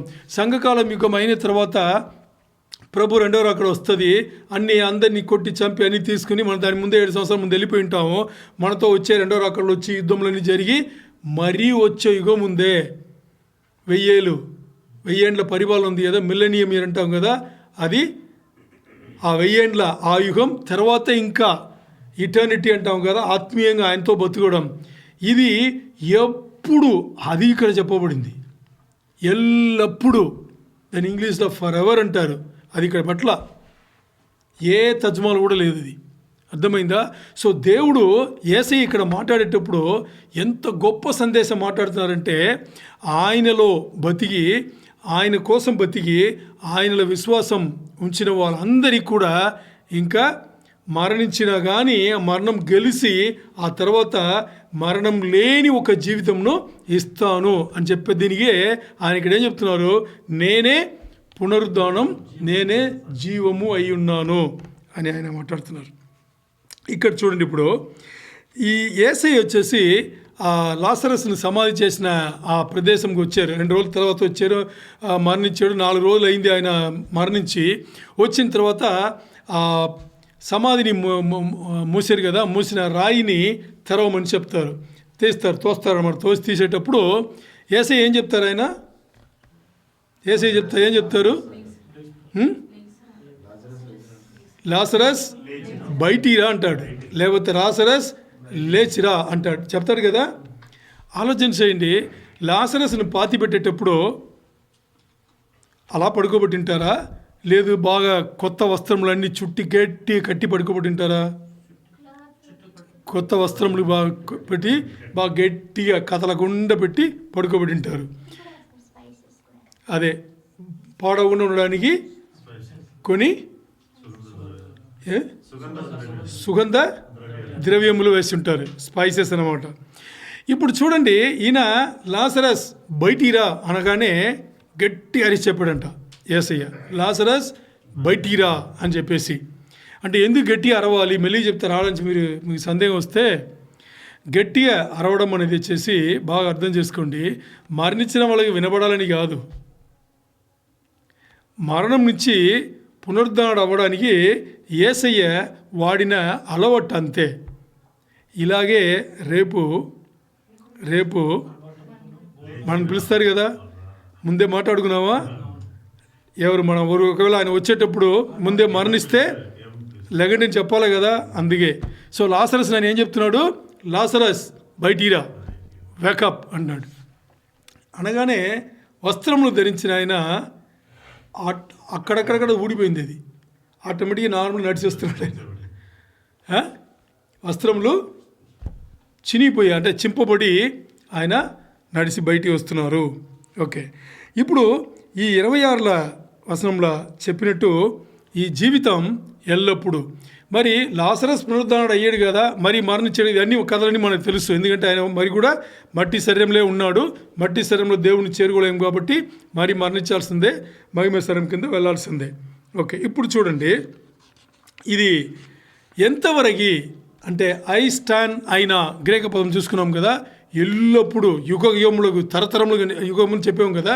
ఇది ఎంతవరకు అంటే మన మట్టి శరీరంలో యేసయ్య మనం తీసుకెళ్ళి మహిమ శరీరంలో మార్చి తీసుకెళ్ళిన తర్వాత ఆయనతో గడిపే జీవితం ఉంది కదా, యేసయ్యతో పరలోకంలో గడిపే జీవితం ఉంది కదా, ఆ జీవితం అంతా అని చెప్పడానికి అలా రాయబడింది, ఎల్లప్పుడూ అనేది. ఇక్కడ ఆయన మాట్లాడింది ఏంటి? ఆయన మరణం పునరుద్ధానం అన్నాడు కదా. ఇక్కడ మొట్టమొదటిసారిగా ఆయన మాట్లాడింది ప్రభు రాకడ గురించి, ద రాప్చర్, ఎత్తబడ గురించి ఆయన మాట్లాడినారు. ఇప్పుడు నార్మల్గా చూస్తే ఈ యోహాను సువార్త 14, 25, 26 ఈ వచనంలో ఈ మన పాస్టర్లు పెద్దలు ఎక్కడ వాడతారు తెలుసా? ఎక్కడ వాడతారు తెలుసా? ఎవరన్నా మరణిస్తారు కదా సంఘంలో, మరణించేటప్పుడు అక్కడ సమాధి పెడతారు కదా, సమాధి చేస్తారు కదా, అక్కడ దీన్ని వాడతారనమాట. అక్కడ వాడేటప్పుడు వాళ్ళు అర్థం చేసుకునే విధానం ఎలా ఉంటుంది తెలుసా? వాళ్ళు అర్థం చేసుకునేది ఈ వచనం చెప్పేసి అంటే ఎక్కువ మంది పాస్టర్లు కానీ పెద్దలు కానీ ఈ సమాధి చేసే ఈ కార్యక్రమాలు చేసే వాళ్ళందరూ కూడా ఈ వచనం చెప్పేసి వాళ్ళు అర్థం చేసుకునే విధానం చూస్తే ఏం చెప్తారు తెలుసా? ప్రార్థన చేస్తారు. ఏమని? నీకు ఇది పర్మనెంట్ రెస్టింగ్ ప్లేస్ అంటారు. అంటే నిరంతరమైన సమాధానం ఇచ్చే స్థలం అని మాట్లాడతారు. అది నిరంతరమైన సమాధానం ఇచ్చే స్థలం. అది దానికోసం చెప్పబడిన వచనంలో ఇది. ఆలోచన చేశారా? ఆలోచన చేయండి. దేవుడు మన సంఘంకు ఎలాంటి వర్తమానంలో అందిస్తున్నాడు అని అర్థం చేసుకోండి. ఈ దానికోసం చెప్పబడింది కాదు. యేసయ్య ఆయనే జీవం, ఆయనే పునరుద్ధానం అయ్యున్నాడు నుంచి చెప్పిన దానికి. ఇక్కడ మనం మాట్లాడేది ఇప్పుడు పునరుద్ధానం అనేది మాట్లాడాము. మరి జీవం అని చెప్పారు కదా యేసయ్య. ఆ జీవం అనేది ఏంటి అంటే, ఎవరైతే యేసయ్య రాజ్యంలో యేసయ్య పైన విశ్వాసం పెట్టి నమ్ముతారో వాళ్ళు ఎన్నటికీ తరతరములు యుగయుగములు వాళ్ళు మరణించరు, పరలోకంలో దేవునితో వాళ్ళు బతుకుతారు అని చెప్పడానికి ఇక్కడ నేనే జీవమయ్యున్నా. అంటే నేను జీవమైనా నాతో మీరుంటే, నేను మరణమును గెలిచారా లేదా యేసయ్య? నేను మరణమును గెలిచాను, సో నాతో నేను జీవమై ఉన్నాను, మీరు నాతో ఉంటే మీరు ఎప్పుడు జీవిస్తారు అనేది ఆయన క్లియర్గా చెప్పారు. ఇది మొదటిసారి ప్రస్తావన సంఘం అంటే ఎత్తబడ్డ గురించి, ర్యాప్చర్ గురించి, ప్రభు రాకడ గురించి. రెండోసారి ఆయన ఇంకో చోట్ల ప్రస్తావన చేసి ఉన్నారు. ఇది కొంచెం లెంతీ ఉంటుంది, మరి అమ్మో అంత ఇంట్రెస్ట్ ఉంటుంది అనమాట మనకి. ఎందుకంటే సబ్జెక్ట్ అలాంటి సబ్జెక్ట్. ఎక్కడి నుంచి చూద్దాం. ఇదే యోహాను సువార్త 14వ అధ్యాయం. ఇప్పుడు దీని ముందు 11 చూసుకున్నాం కదా. ఇప్పుడు 14వ అధ్యాయంలో 2-3 వచనములు, 1, 2, 3 యోహాను సువార్త 14, 1, 2, 3 జాన్ చాప్టర్ 14, 1, 2 and 3 వర్సెస్ ఉండండి. యోహాను సువార్త 14, 1, 2, 3 చదవండి. మీ హృదయమును కలవరపడనీయకుడి, దేవుని యందు విశ్వాసముంచుచున్నారు, నాయందును విశ్వాసముంచుడి. నా తండ్రి ఇంట అనేక నివాసములు కలవు, లేని ఎడల నీతో చెప్పుదును. మీకు స్థలము సిద్ధపరచ వెళుతున్నాను. నేను వెళ్ళి మీకు స్థలము సిద్ధపరిచిన ఎడల నేనుండు స్థలములలో మీరును ఉండులాగున మరలా వచ్చి నా యొద్ద నుండుటకు మిమ్మును తీసుకుని పోవుదును. ఆమెన్. ఇది మీరు ఈ 3 వచనం కూడా మీరు ఎన్నోసార్లు వినింటారు. మీకు ఉపదేశం మూలం కూడా మీకు తెలియబడి ఉంటుంది. మీకేం అర్థమైంది? మీకేం అర్థమైంది అంటే రఫ్గా చూస్తే, పై చూస్తే మీరు కలవరపడకుండా ఉండండి. యేసయ్య చెప్తున్నాను అనమాట. ఏమండి, మీరు కలవరపడద్దు. ఎందుకంటే నన్ను మీరు నమ్మండి. నన్ను మీరు నమ్మిన ఎడల నేను మిమ్మల్ని తీసుకెళ్తాను. నేను ఎక్కడ ఉంటానో అంటే నా తండ్రి ఎక్కడున్నారో అక్కడికి వెళ్ళి మా తండ్రి దగ్గరే ఎన్నో నివాసములు ఉన్నాయి. ఇంగ్లీష్లో మ్యాన్సన్స్ అని ఉంటుంది. మ్యాన్సన్ అంటే అర్థం తెలుసా మీకు? అంటే ఒక పెద్ద బిల్డింగ్ ఉంటుంది, దాంట్లో చాలా గదులు ఉంటుంది అనమాట. దాన్ని మ్యాన్సన్ అంటారు. ఇలాంటి మ్యాన్సన్లు ఎన్నో ఉన్నాయంట. ఒకవేళ అది కూడా చాలేదంటే నేను మీకోసం స్థలం సిద్ధపరిచేసి నేనే వచ్చి నా యొద్దకు నేనే మిమ్మల్ని తీసుకెళ్తాను. అంటే నేను ఎవరినో పంపుతానని చెప్పలే, ఆయన ఎవరు దూతలు పంపుతానని చెప్పలా, నేనే వచ్చి మిమ్మల్ని తీసుకెళ్తాను. నేను ఎక్కడ ఉంటానో మీరు కూడా అక్కడే ఉంటారు అని చెప్తున్నాడు. 1, 2, 3 ఇది పై చూసుకుంటే మరి ఇది మనకి బాగా కరెక్ట్ క్లారిటీగా ఈ 3 వచనంలో అర్థమవ్వాలంటే పూర్తిగా 100% రాప్చర్ గురించే, ఎత్తబడడం గురించే, సంఘం ఎత్తబడి ఉంది కదా, దీని గురించి ఆయన మాట్లాడారు. ఆయన మరణించే ముందే ఆయన మాట్లాడింది దీని గురించి తేటగా మాట్లాడారు. ఇది మనకి క్లారిటీగా అర్థం అవ్వాలంటే మనకు విషయం అర్థం అవ్వాలి. ఏ విషయం అర్థం అవ్వాలంటే యూదులు ఎలా పెండ్లి చేసుకుంటారు అనే సంస్కృతి మనకు అర్థం అవ్వాలి. జూయిష్ కల్చర్లో దాన్ని అలాగే పాటించుంటారనమాట. ప్రభు అక్కడ ఉంది కదా, ప్రభు అక్కడ మొదటి ఈ సంఘం ఎత్తబోట, ఇది యూదుల ఈ పెండ్లి సంస్కృతి ఉంది కదా, దీన్ని అలాగే పాటించుంటారు. ఇప్పుడు నేను చెప్పను మీరు నన్ను చూసి నేను మాట్లాడేది వింటే మీకు అర్థమవుతుంది, దాన్ని చూస్తే మీకు అర్థం కాదు. నేను చెప్పేది వినండి, ఎనీవే మీకు నోట్స్ వస్తుంది. అర్థమైందా? ఓకే. ఇప్పుడు చూడండి, యూదులు వచ్చేసి మామూలుగా పెళ్ళి ఎలా స్టార్ట్ అవుతుంది అని చూస్తే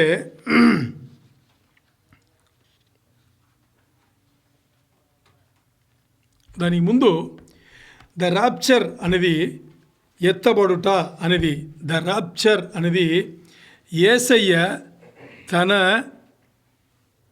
వధువు కోసం, బాగా అర్థం చేసుకోండి, యేసయ్య తన వధువు కోసం, అంటే యేసయ్య భర్తగా ఉండి తన భార్య కోసం, భర్త అంటే వరుడు, భార్యను వధువు అంటారు. ఇప్పుడు మన అందరికీ తెలుసు, విశ్వాస జీవితం జీవించే మనకు అందరికీ తెలుసు, ఏం తెలుసు? వధువు అనేది ఇక్కడ సంఘం పోల్చబడింది కదా, మన అందరికీ తెలుసు. దీన్ని మనసులో పెట్టుకోండి. ఇంగ్లీష్లో పదాలు వాడాలంటే యేసయ్య ద బ్రైడ్ గ్రూమ్, సంఘం ద బ్రైడ్. అర్థమైందా? బ్రైడ్ గ్రూమ్ పెద్ద పదం వచ్చేసి యేసయ్య, బ్రైడ్ వధువు సంఘం. ఇది ఎప్పుడు గుర్తుపెట్టుకోండి. ఇక్కడ ఈ రాప్చర్ అనేది యేసయ్య మరలా వచ్చి వధువైన సంఘంను వరుడుగా వచ్చి ఆయన దగ్గర తీసుకెళ్ళిపోవడమే.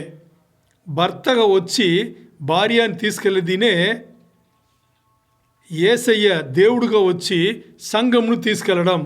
ఇదే మనం మాట్లాడబోతున్నాము.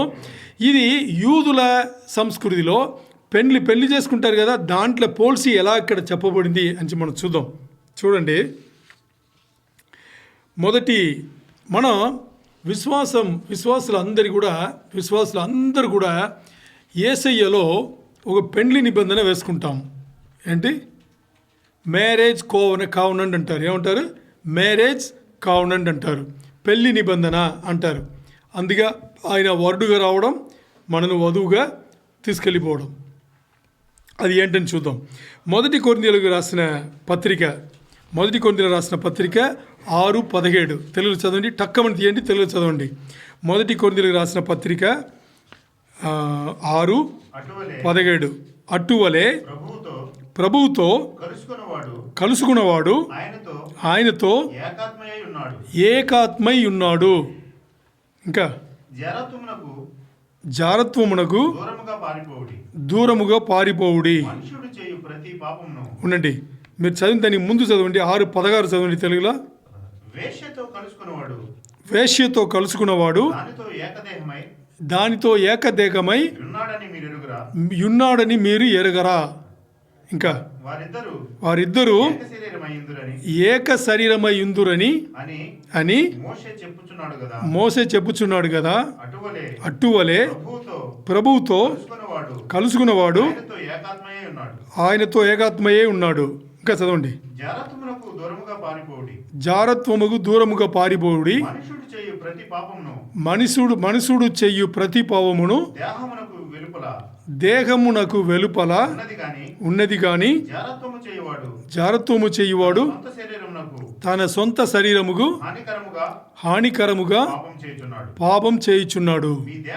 మీ దేహము దేవుని వలన మీకు అనుగ్రహింపబడి మీలోనున్న పరిశుద్ధాత్మకు ఆలయమై ఉన్నదని ఉండండి.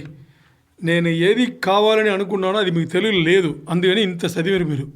ఇక్కడ 17లో ఏముందని చెప్తా. ఇంగ్లీష్లో 1 కొరింథీయులకు రాసిన పత్రిక 6:17 we're join with Christ and became in one spirit just as married couples joint and become one flesh. అర్థమైందా? అంటే పెళ్ళి ఇదేది కదా, అక్కడ వేరెక్కడన్నా ఉండొచ్చేమో. పెళ్ళి చేసుకున్న వాళ్ళు ఆడ స్త్రీ, ఆ మగవాళ్ళు స్త్రీ ఉంటారు కదా, ఆడ కాదు మగ ఆడ, వీళ్ళిద్దరూ పెళ్ళైన తర్వాత కలిస్తే వాళ్ళు ఒక్క శరీరం ఏక శరీరం అవుతారు కదా. అలాగే we're joined with Christ and became one spirit. మనం కూడా వధువుగా ఉండే సంఘం యేసయ్య వరుడితో మనం కలిసేటప్పుడు ఒక్క ఆత్మ ఏకాత్మ అవుతున్నాము అని ఇక్కడ చెప్పబడింది. ఇది ఇక్కడ కొరింథీయులకు 6:17 ఇది ఇంగ్లీష్లో ఉంది, మేబీ వేరెక్కడో ఉంటుంది ఇది. ఓకే, ఇప్పుడు మనం యూదుల పెళ్లి సంస్కృతి అని మాట్లాడుకున్నాం కదా, దీంట్లో జరిగేది ఎలాగని ఒకటి తర్వాత మనం చూద్దాం. ఇప్పుడు చూడండి, మనం విశ్వాసులైన మనం, సంఘమైన మనం, భార్య అయిన మనం, వధువు అయిన మనం యేసయ్యతో పెళ్లి చేసుకుంటాము. అది భౌతికమైన పెళ్ళి కాదు, ఆత్మీయ సంబంధమైన పెళ్ళి. బాగా అర్థం చేసుకోండి, భౌతికం కాదు. ఇప్పుడు ఒక మగ ఆడవాళ్ళు ఇది చేసుకుంటున్నారు కదా, ఈ పెళ్ళిలా కాదు, మరి ఇది ఆత్మీయ పెళ్ళి అన్నమాట. అంటే ఇక్కడ యేసయ్య పెళ్ళి కొడుకు వరుడు, సంఘం పెళ్ళి కూతురు వధువు. అర్థమైందా? ఓకే, ఇప్పుడు చూడండి, ఈ యూదుల సంస్కృతిలో పెళ్ళి ఎలా జరుగుతుంది అని మీరు ముందే లూకా బైబిల్ పట్టణంలో విన్నారు. ఇంకోసారి కొంత తేటగా చెప్పి తీసుకెళ్తాం. ఇక్కడ వినండి, మన భారతీయ సంస్కృతిలో కొన్ని గుంపులలో ఈ అలవాటు ఉంది. ఏం అలవాటు అంటే, పెళ్ళికి ముందు ఏం చేస్తారంటే నిశ్చయదార్థం అని పెడతారు కదా, అంటే బెట్రోతల్ ఎంగేజ్మెంట్ అంటారు. అది వేరు ఇది వేరు, 3 విషయం ఉంటుంది. మనం 2 విషయాలు మాట్లాడుకుంటాం. పెళ్ళి ముందు నిశ్చయదార్థం అని పెడతారు. ఈ నిశ్చయదార్థం ఏం చేస్తారు, బెట్రోతల్ అంటారు కదా, బెట్రోతల్. ఈ బెట్రోతల్ను హిబ్రీ భాషలో కటూబా అంటారు. ఏమంటారు? కటూబా అంటారు. ఈ నిశ్చయం ఎవరు చూస్తారంటే, ఈ రోజుల్లో మన సొసైటీలో మన సంస్కృతిలో ఉన్నట్టు అబ్బాయి అమ్మాయిని ముందే చూసుకున్న తర్వాత అబ్బాయి వెళ్ళి వాళ్ళ అమ్మ నాన్నతో చెప్పి తర్వాత వాళ్ళు వెళ్ళి చూసేది కాదు. లేదా అబ్బాయే డైరెక్ట్గా వెళ్ళి అమ్మాయి వాళ్ళ ఇంట్లో వాళ్ళ తల్లిదండ్రులను కలిసి మీ అమ్మాయి నాకు నచ్చింది ఇస్తారా అని ఇలా అడగడం ఉండదు. అక్కడ ఉండేది ఎలా ఉంటుందంటే, పెద్దవాళ్ళతో అంటే మగబిడ్డ ఉంటారు కదా, వాళ్ళ పెద్దవాళ్ళు, ఆడపిల్ల ఎక్కడ ఉందో వాళ్ళంటి పెద్దవాళ్ళు మాట్లాడుకుంటారు. ఈ మాట్లాడేటప్పుడు ఏం చేస్తారంటే కన్ఫర్మ్ చేస్తారు, మా అబ్బాయికి మీ అమ్మాయిని ఇచ్చుకుందాం అని చెప్పేసి. అంటే అబ్బాయి ఎక్కడ ఉంటాడు, అమ్మాయి కూడా అక్కడ ఉంటుంది. మరి పెద్దవాళ్ళే మాట్లాడతారు, అబ్బాయి కానీ అమ్మాయి కానీ మాట్లాడుకోరు. ఓకే, దీన్ని కటూబా అంటారు. ఈ కటూబా ఈ బెట్రోతల్లో ఏం జరుగుతుందంటే, ఎలా జరుగుతుందని చూస్తే, చిన్నల 2 వయసు అయిన తర్వాతనే పెద్దవాళ్ళు మాట్లాడుకుంటారు. అబ్బాయిగో అమ్మాయిగో 2 వయసు నుంచి ఇంకా పైకి వచ్చేటప్పుడు అప్పుడే ఏం చేస్తారంటే వీళ్ళు బెట్రోతలు కటూబా చేసుకుంటారన్నమాట. అది అప్పుడే చేస్తారంటే అప్పుడు చేయొచ్చు, 5 సంవత్సరాలు చేస్తారు, 10 సంవత్సరాలు చేస్తారు, 10 ఏళ్ళు కూడా చేస్తారు. మరి పెళ్ళికి ముందు మినిమం 1 సంవత్సరం ముందున్న వాళ్ళు ఏం చేస్తారంటే ఈ కటుబా అనే బెట్రోతలు నిశ్చయదార్థం మనం చేసుకుంటారనమాట. చేసుకుని ఆ టైంలో వచ్చేసి పెద్దవాళ్ళు మాట్లాడుకుని ఏమంటే ఒక ధర్మశాస్త్రం ప్రకారం లీగల్గా ఒక పత్రం తయారు చేస్తారు. అర్థమైందా? ధర్మశాస్త్రం ప్రకారం ఏమేమి చెప్పబడిందో ఆ పెళ్లికి సంబంధించి అన్ని రాసి ఏం చేస్తారంటే పెద్దవాళ్ళు ఒప్పుకున్న తర్వాత సంతకం పెట్టి దాన్ని ఆ లీగల్గా చేస్తారు, అంటే చట్ట ప్రకారం చేస్తారు వాళ్ళు. అయిన తర్వాత ఇప్పుడు నెక్స్ట్ ఏం జరుగుతుందంటే అబ్బాయి అమ్మాయి ద్రాక్ష రసం తీసుకుంటారు. ఇద్దరు మార్చి ద్రాక్ష రసం తీసుకుంటారు. తీసుకున్న తర్వాత ఇప్పుడు అబ్బాయి పెండ్లి కట్టడం ఉంది కదా, పెండ్లి కట్నం ఉందా, కట్టడం అబ్బాయి అమ్మాయి ఒక తండ్రి దగ్గరే ఇస్తాడు. దాన్ని మొహేర్ అంటారు. మొహేర్ కాదు మొహేర్ అంటారు. అది పెండ్లి కట్టడం. అర్థమైందా? ఆ పెండ్లి కట్టడం వచ్చేసి అబ్బాయే అమ్మాయికి తండ్రికి ఇవ్వాలి. మనం పెళ్లి చేసుకుంటే ఏం చేస్తాం?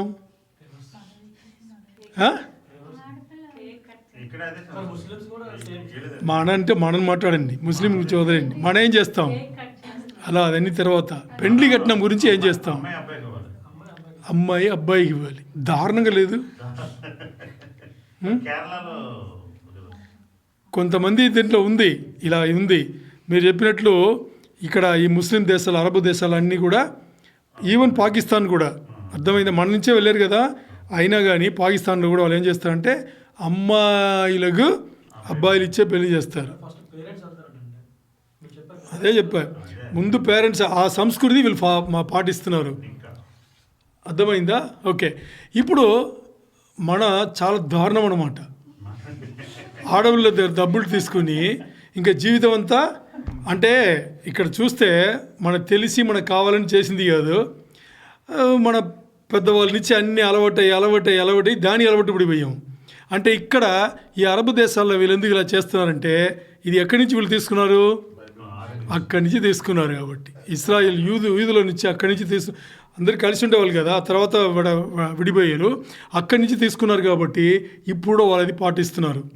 ఇంకోటి, అమ్మాయిల దగ్గర డబ్బులు తీసుకుని, మన తప్పు కాదు మరి జరిగిపోయింది కదా, అమ్మాయిల దగ్గర డబ్బులు తీసుకుని ఇంకా అమ్మాయిని శ్రమ పట్టే వాళ్ళు ఎంతమంది ఉన్నారు తెలుసా? ఎక్కువ మంది ఉన్నారు. ఇంకా తీసుకురా. చాలా దారుణమైన జీవితం. ఎనీవే, మన పాయింట్ అది కాదు. కాబట్టి ఇప్పుడు ఈ పెళ్లి కొడుకు ఏం చేయాలంట? మొహేర్ అనే పెండ్లి కట్టనంను అమ్మాయి తండ్రికి ఇచ్చేసి, ఇప్పుడు బాగా ఆలోచన చేయండి. ఏం చెప్తారంట అబ్బాయి, బాగా అర్థం చేసుకోండి. అబ్బాయి అందరి ముందు అమ్మాయి దగ్గర ఏం చెప్తాడంట? నేను ఇప్పుడు నా తండ్రి ఇంటికి వెళ్తున్నాను. నేను ఇప్పుడు నా తండ్రి ఇంటికి వెళ్తున్నాను. మన జీవించడానికి నా తండ్రి ఇంట్లో ఎంతో స్థలం ఉంది. చాలు లేదంటే నేను మనకి స్థలం సిద్ధపరిచి నేనే మరి వచ్చి నిన్ను తీసుకెళ్తాను. ఎలా ఉంది? ఈ వచనం మాట్లాడేది అది. నేనే వచ్చి తీసుకెళ్తాను అని చెప్పేసి. దీనే యోహాన్ సువార్త 14:1-2 ఇప్పుడు మనం చదివాం కదా, ఈ వచనంలో ఇప్పుడు ఇదే చెప్పబడింది అన్నమాట. అంటే ఇక్కడ చూడండి, ఆ కటుబా ఆ టైంలో ఆ బెట్రోతలని ఆ నిశ్చయం చేసేటప్పుడు ఏదైతే వాళ్ళు పత్రంలాగా రాసి అగ్రిమెంట్ సైన్ చేసుకుని ఇలా చేయాలని రాసుకున్నారో ఆ క్షణం నుంచి ఆ అమ్మాయి ఆ అబ్బాయి కోసం రిసర్వ్ చేయబడింది. రిసర్వ్ చేయబడింది. ఎందుకు? ఒకటి, నిశ్చయం చేసుకున్నారు. ఇంకోటి, ఆ అమ్మాయిని అబ్బాయి కొన్నాడు. అంతేనా? డబ్బు పెట్టి కొన్నాడు అనమాట. అంటే మొహేర్ అని చెప్పాము కదా, ఆ పెండ్లి కట్టనం ఇచ్చి కొనుక్కున్నాడు అని దీనికి అది సాదృశ్యం. అంటే నువ్వు ఇంకా నాకు మాత్రమే. ఇప్పుడు చూడండి, ఇది యోసేపు మరియ జీవితంలో జరిగిందా లేదా? ఎప్పుడో బెట్రోతలు అయిపోయింది, ఈ కటుబా జరిగిపోయిన తర్వాత మరియ ఎక్కడో ఉంది, యోసేపు ఎక్కడో ఉన్నాడు. మరి ఒక ఊర్లో ఉంది, యోసేపు ఎక్కడో. ఇప్పుడు ఈ కటుబా జరిగిన తర్వాత పెళ్ళి జరిగే వరకు, అంటే అబ్బాయి వచ్చి అమ్మాయిని తీసుకెళ్లే వరకు వీళ్ళిద్దరి మధ్యలో లైంగిక సంబంధమైన ఎలాంటి ఒక రిలేషన్షిప్ ఉండకూడదు. అది పెట్టుకుంటే అది బయలుపరిస్తే ధర్మశాస్త్రం ప్రకారం ఊరికి బయట తోలి రాళ్లతో కొట్టి చంపబడతారు. ఇది శిక్ష అన్నమాట. ఇప్పుడు ఇక్కడ జరిగింది కూడా అదే. యోసేపు మరియ జీవితంలో కూడా కటుబా అయిపోయింది. ఆయన ఎక్కడో, ఆవిడెక్కడో, వేరే వేరే ప్రదేశంలో వాళ్ళు ఉన్నారు. కొంచెం సీరియస్గా అర్థం చేసుకోండి, ఎందుకంటే ఇంకా రాను థ్రిల్, సీక్రెట్, మిస్టరీస్ వచ్చేసి ఓపెన్ అవుతుంది. ఇప్పుడు ఈ అబ్బాయి వాళ్ళ తండ్రి ఇంటికి వెళ్ళాడు కదా. వెళ్ళిన తర్వాత అక్కడ ఏం చేస్తాడంట, స్థలం సిద్ధపరుస్తాడంట. అంటే ఆల్రెడీ ఉంటే దాన్ని సిద్ధపరుస్తాడు, ఎక్కువ ఉంటే. లేకపోతే కొత్తగా చేస్తారంట యూదుల సంస్కృతిలో. కొత్తగా ఏం చేస్తాడు, స్థలం సిద్ధపరుస్తారు. ఎవరికి? అబ్బాయిని అమ్మాయికి సపరేట్గా ఉండడానికి స్థలం సిద్ధపరుస్తారంట. అది తండ్రి ఇంటికి వెళ్తారంట, వేరే కూడా సపరేట్గా. ఈరోజు మనం ఇక్కడ ఉంటే ఖర్చు ఎక్కువ అవుతుంది, మన ఇష్టానికి ఇష్టమైన జీవితం జీవించలేను తల్లిదండ్రులతో ఉంటే అని చెప్పేసి ఎక్కడో ఊర్లోనో ఎక్కడో ఇంకెక్కడో దాచిపెట్టు, అలా కాదు, తండ్రి ఇంటికే వెళ్తారంట. అర్థమైందా? ఇక్కడ స్థలం సిద్ధపరిచిన తర్వాత ఆ స్థలంలో ఒక్క వారానికి పెళ్లి కొడుకు పెళ్లి కూతురు ఇద్దరికి సరిపోయేట్టుగా ఏమేమి కావాలో అన్నీ దాని రూపంలో సిద్ధపరుస్తారంట. అర్థమైందా? 7 రోజులకు, వారానికి కావాల్సింది అన్నీ, అంటే తినడానికి కానీ వాళ్ళకి సౌకర్యం కలిగించేది ఏమి కావాలన్నా కానీ ఆ అబ్బాయి వచ్చి అమ్మాయిని తీసుకెళ్ళి దాని లోపల పెడితే 6 రోజులు బయటికి రాకుండా ఉండినట్లు ఏమేమి కావాలో అన్ని సౌకర్యములు అబ్బాయి అక్కడ సిద్ధపెట్టేసి ఉంటాడంట. ఇది అబ్బాయి సైడ్. అబ్బాయి ఇంత రెడీగా ఉంటే అమ్మాయి వచ్చేసి ఎప్పుడైతే ఈ కటుబా జరిగిందో, నిశ్చయం అయిపోయిందో, బెట్రోతలు అయిపోయిందో, ఆ క్షణం నుంచి అబ్బాయి కోసం ఎప్పుడొస్తాడో, నన్ను తీసుకెళ్తాడో అని చెప్పేసి సిద్ధంగా ఉండాలంట. ఏది? సిద్ధంగా. ఆ సిద్ధంగా అంటే అబ్బాయి ఏ టైం అయినా రావచ్చు అంట. ఏది? అబ్బాయి ఏ టైం అయినా రావచ్చు అని చెప్పేసి. ఇప్పుడు అబ్బాయి ఏ టైం అయినా రావచ్చు అంటే దాని ఏమర్థం అంటే అబ్బాయి ఇష్టానికి రావడానికి వీలు లేదు. బాగా అర్థం చేసుకోండి, ఒకటి తర్వాత. అబ్బాయి అమ్మాయిని తీసుకెళ్ళాలి అని రావాలి కదా, అది అబ్బాయి ఇష్టపడి రాకూడదు. ఈరోజు చూస్తే నైట్ అమ్మాయిని లేపేస్తారు. అది లేపడానికి ఒక పెద్ద గ్రూప్ బయట నుంచి పనిచేస్తుంది, ఐడియాలు ఇవ్వడం. పోలీసులు కూడా చేతులు పట్టుకుంటాయి. ఇవన్నీ పట్టుకుని ఏం చేస్తారు అన్నీ. మరి అక్కడ అలా కాదు, అబ్బాయి ఇష్టానికి వెళ్ళి అమ్మాయిని చూడడానికి కానీ చేయడానికి లేదా తీసుకురావడానికి కానీ వీలు లేదు, అక్కడ అనుమతి లేదు. ఇప్పుడు మనం ఒక వచనం చూసుకుని ఆ తర్వాత మనం మరి చూద్దాం. మార్క్ రాసిన సువార్త 13:32 చదవండి. మార్క్ 13:32. మార్క్ 13:32. మార్క్ రాసిన సువార్త 13:32.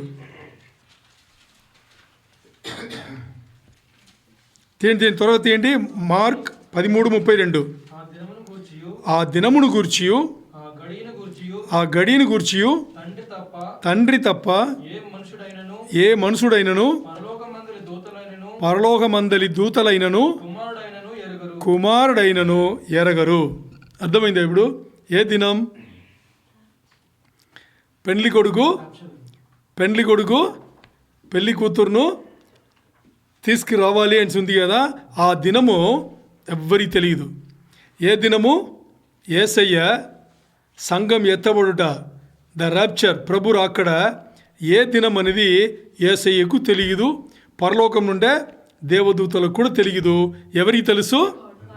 తండ్రి ఒక్కరికే తెలుసు. తండ్రి అనే దేవునికే తెలుసు. చెప్పబడిందా? యూదుల సంస్కృతిలో ఏముంది? అక్కడ తండ్రి చెప్తున్నా. ఎవరి తండ్రి? అబ్బాయికి తండ్రి ఉన్నాడు కదా, తండ్రి చెప్తేనే అబ్బాయి వెళ్ళాలి అని చెప్పేసి.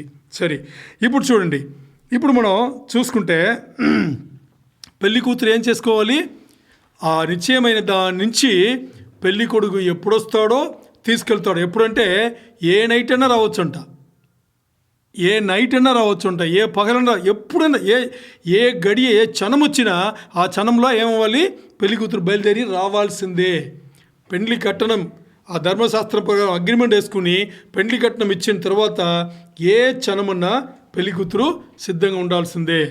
మరి ఇక్కడ సంఘం కూడా అంతేనా? తర్వాత ఇంకా వస్తుంది. ఇప్పుడు చూద్దాం మనం దేని పోల్సి చెప్తారంటే, ఎప్పుడైతే ఆ పెండ్లి కట్నం ఇవ్వబడిందో, బాగా అర్థం చేసుకోండి, ఎప్పుడైతే ఆ పెళ్లి కట్నం ఇవ్వబడిందో అప్పటి నుంచి ఈ అబ్బాయికి దొంగలాగా వెళ్ళి అమ్మాయిని దొంగిలించుకుని రావడానికి అర్హత ఉందంట. అర్థమైందా మీకు? దొంగలాగా వెళ్ళి అంటే దొంగ పగలు వెళ్తాడా నైట్ వెళ్తాడా? దొంగ పగలు వెళ్తాడా నైట్ వెళ్తాడా? నైటే వెళ్తాడు. ఏ నైట్ వెళ్ళినా కానీ అమ్మాయి రావడానికి సిద్ధంగా ఉండాలంట. అర్థమైంది? ఏ అబ్జెక్షన్ దానికే ఈ పర్చేస్ ప్రైస్ అంటే పెండ్లి కట్నం అన్నారు కదా. ఇప్పుడు యేసయ్య మన కోసం పెండ్లి కట్నం ఇచ్చున్నారా లేదా? ఇచ్చున్నారు. ఓకే, ఇప్పుడు మనం ఇంకో వచనం చూసుకుందాం. 1 తెస్సలోనీయులకు రాసిన పత్రిక 5:2 త్వరగా తీసి చదవండి. 1 తెస్సలోనిక సంఘముకు రాసిన 1 పత్రిక 5:2 చదవండి. రాత్రి వేళ దొంగ ఎలాగ వచ్చునో అలాగే ప్రభువు దినము వచ్చునని మీకు బాగుగా తెలియను. అర్థమైందా? అక్కడ పెళ్లి కట్నం ఇచ్చిన ఆ అబ్బాయికి పెళ్లి కూతురును ఏ క్షణమైనా వెళ్ళి తీసుకురావడానికి అరుగుడు అయ్యాడు కాబట్టి తండ్రి దగ్గర ఒక్క మాట కోసం ఆయన వెయిట్ చేస్తున్నాడు. ఎప్పుడంటే అప్పుడు బయలుదేరిపోతాడు. అర్థమైందా? అది గుర్తుపెట్టుకోండి. మరి ఇది ర్యాప్చర్ గురించి. అర్థమైందా? ఇప్పుడు మనం రెండో రాకడ ఇలా జరుగుతుందా? ఆలోచన చేయండి. రెండో రాకడ ఇలా జరగదు. రెండో రాకడ ఎలా జరుగుతుందంటే, ఇది అంత్యక్రీస్తున్నాడు కదా, అంత్యక్రీస్తు బయలుపడతాడు. అంత్యక్రీస్తు బయలుపడిన తర్వాత 7 సంవత్సరములు ఇశ్రాయేల్తో ఆయన సమాధాన ఒడంబడికే చేసుకుంటాడు. చేసుకుని 3.5 సంవత్సరములు అంటే 1260 days, దానియేలు ప్రవచనం ప్రకారం 1260 days అంటే 7 సంవత్సరంలో మధ్యలో దాని ముందుండే 1260 days ఉంది కదా. ఈ 3.5 సంవత్సరములు ఆయన ఇక్కడ తేడా ఉంది. యూదుల క్యాలెండర్లు ఉన్నాయి కదా, యూదుల క్యాలెండర్లు అన్నీ ప్రతి నెల కూడా 30 రోజులే. ఇది యూదుల క్యాలెండర్లో ప్రతి నెల కూడా 30 రోజులే, 12 నెలలు కూడా 30 రోజులే. మన ఇంగ్లీష్ క్యాలెండర్లో చూస్తే ఫిబ్రవరి 3 సార్లు 28 ఉంటుంది, ఒక్కసారి 29. ఈ సంవత్సరం 29 నిన్న కదా. లీప్ ఇయర్ అంటాం కదా, లీప్ ఇయర్ అంటాం. మరి ఇంకా 30 తర్వాత 31 కూడా ఉంటుంది. కొన్ని నెలలు 31 ఇలా ఏం ఉండదు. యూదుల క్యాలెండర్లో అన్ని మాసాలకి 30 రోజులే. అందుకని మీరు చూస్తే 3.5 సంవత్సరాలకి మీరు లెక్కపట్టండి, 1260 రోజులు వస్తుంది. 1260 days వస్తుంది అనమాట. ఈ 7 సంవత్సరంలో ఈ 3.5 సంవత్సరం అయిన తర్వాత ఈ అంత్యక్రీస్తు ఏం చేస్తాడు? ఇశ్రాయేల్ జనాంగంతో, ఇశ్రాయేల్ దేశంతో వేసుకున్న ఒడంబడిక, సమాధాన ఒడంబడికను వాడే మీరుతాడు. మీరు ఏం చేస్తాడంటే ఆ మందిరముకు ప్రవేశించి నేనే దేవుడు అంటాడు, లేకపోతే వాడి ప్రథమను పెడతాడు. అంటే ప్రథమ అంటే వాడి బొమ్మను ఏదో పెట్టేసి దీనే మొక్కాలి అంటాడు. అంటే వాడు వేసిన సమాధాన ఒడంబడికను వాడే మీరుతాడు. కాబట్టి ఇంకో 3.5 సంవత్సరములు మహాశ్రమలు, అదే రెండవసారి వచ్చేది. ఈ 3.5 సంవత్సరాలు అయిపోయిన తర్వాత 7 సంవత్సరాల తర్వాత, ఈ 7 సంవత్సరాల ముందే మనను యేసయ్య తీసుకెళ్ళి ఉంటాడు. 7 సంవత్సరములు అయిన తర్వాత కడబూర మృగగానే, ఏంటి కడబూర, 7th trumpet, కడబూర మృగగానే దిగి వస్తాడు రారాజు.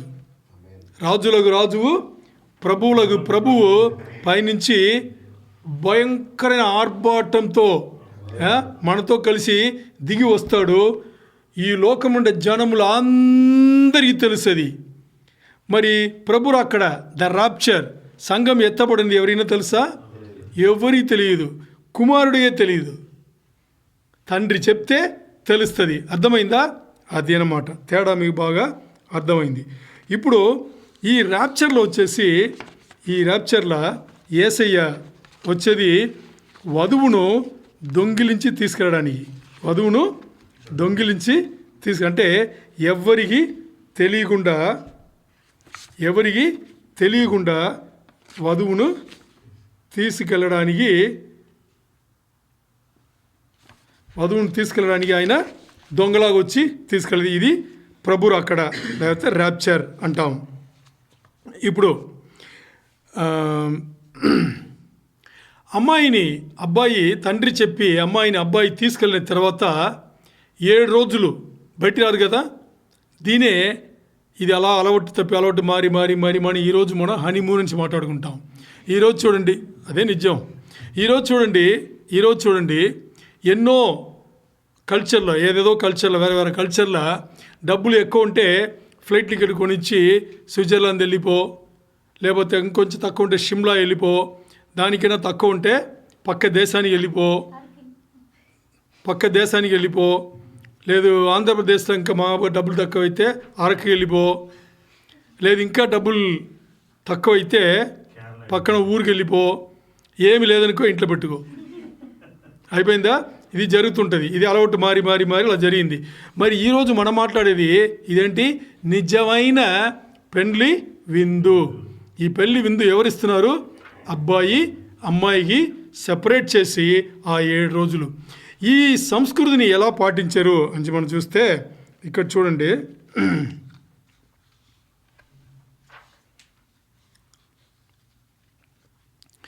దీని యేసయ్య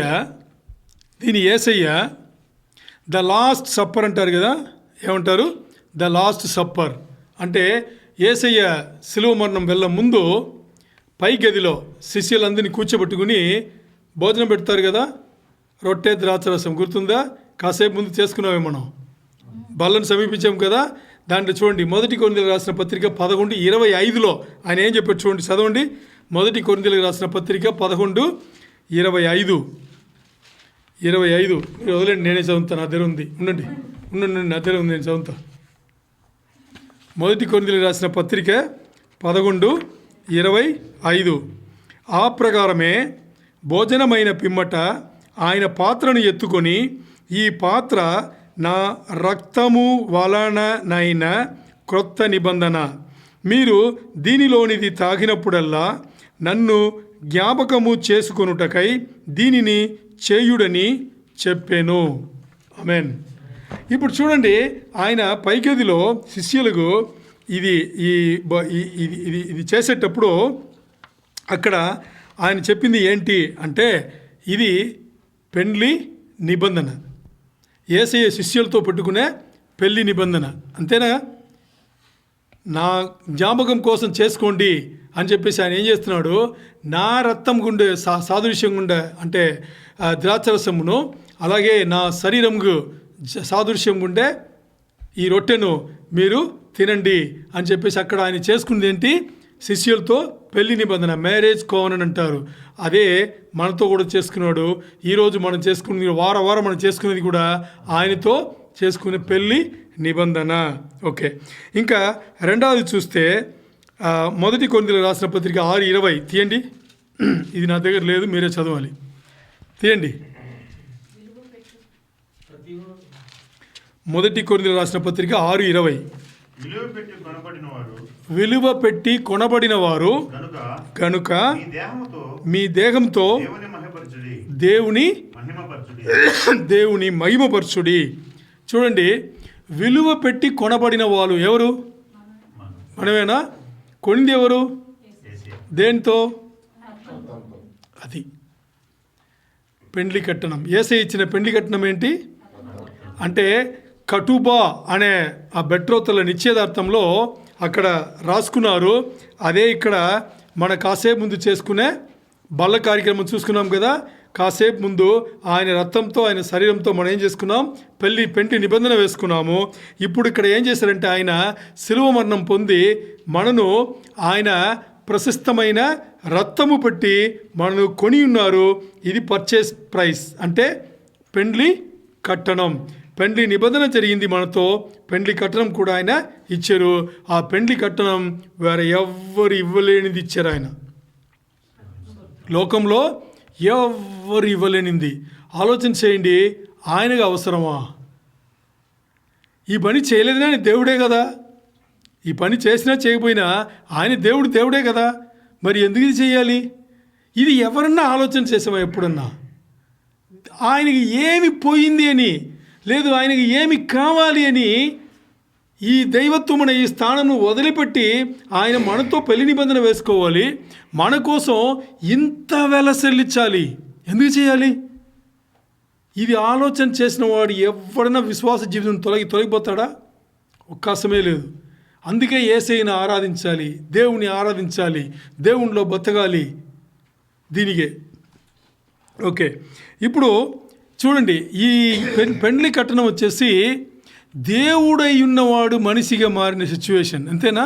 దేవుడుగా అయినవాడు, దేవుడుగా ఉన్నవాడు మనిషిగా మారి అన్ని స్థానంలో ఆయన తగ్గించుకుని ఆయన ఏం చేశాడు? దిగి వచ్చి ఎంతవరకు తగ్గించుకున్నాడు తెలుసా? శిలువ మరణంకు తగ్గించుకున్నాడు. మరణమైన తర్వాత కూడా నరకమును చూడాల్సిన అవసరం పడింది. నరకముకు వెళ్ళాల్సిన అవసరం పడిందా లేదా? ఆయనకి నరకం అనేది ఏం తెలుసా? ఎప్పుడైతే మన పాపములు అన్నీ ఆయన పైన మోపబడిందో తండ్రి చూడలేకపోయాడు. తండ్రి చూడలేడు, పాపం కదా అది, చూడలేదు. తండ్రి ముఖం తిప్పుకున్నాడు, యేసయ్య తట్టుకోలేదు. దీనికన్నా ఆయన నరకం వేరే ఏమీ లేవు. అది అర్థం చేసుకోండి. దేవుడి దగ్గర నుంచి వచ్చినవాడు శరీరధారికి వచ్చాడు దేవుడే. మరి తండ్రి ముఖం తిప్పుకుంటే ఆయనకు అది నరకం. దాంతో అయిందా? అప్పుడు యేసయ్య ఏడుస్తాడు. ఏమని ఏడుస్తాడు? తండ్రి నన్ను ఎలా విడిచితివి, my God why you have forsaken me చెప్పాడా? అయిన తర్వాత పునరుద్ధరణుడు అయిన వెంటనే ఎక్కడ వెళ్ళాల్సి వచ్చింది? పాతాళంకి వెళ్ళాల్సి వచ్చింది. పాతాళం కూడా దేవుడు ఆయనే కదా, ఆయన వెళ్ళాలి అక్కడికి, అవసరం లేదు. పాతాళంకి వెళ్ళాల్సి వచ్చింది. అక్కడున్న పరిస్థితులు అందరికీ సువార్త అందించాలి. యేసే నేనే జీవంను పునరుద్ధానమును అయ్యున్నాను అనే సువార్త వాళ్ళకి చెప్పాలి. చెప్పేసి వాళ్ళని సెరగ పట్టుకుని పైకి వెళ్ళిపోవాల్సిన అది ఆ పని కూడా ఆయన చేసి ఉన్నాడు. అది ఆయన ఇచ్చిన పెండ్లి కట్టణం, the purchase price, the bridal price అంటారు దాన్ని. యూదుల సంస్కృతిలో ఏం చెప్తారు? ద బ్రైడల్ ప్రైస్ అంటే పెళ్లి కూతురుకి ఇచ్చిన కట్టణం, యేసయ్య ఇచ్చిన కట్టణం. అది మన పావముల కోసం ఆయన చెల్లించిన కట్టణం. ఇప్పుడు 1-2 చూసుకుని ముగింపుకు వస్తున్నాము. చూడండి, ఇప్పుడు సంఘం అనేది, సంఘంలో ఉండే విశ్వాసులు దేవుని కోసం ప్రత్యేకించబడిన వధువు, అంతే కదా? సంఘం ఉండే విశ్వాసులు దేవుని కోసం ప్రత్యేకపరచబడిన వధువు. ఇప్పుడు చూద్దాం. 1 కొరింథీయులకు రాసిన పత్రిక 1-2 తీయండి, టక్కమని తీయండి. 1 కొరింథీయులకు రాసిన పత్రిక 1-2.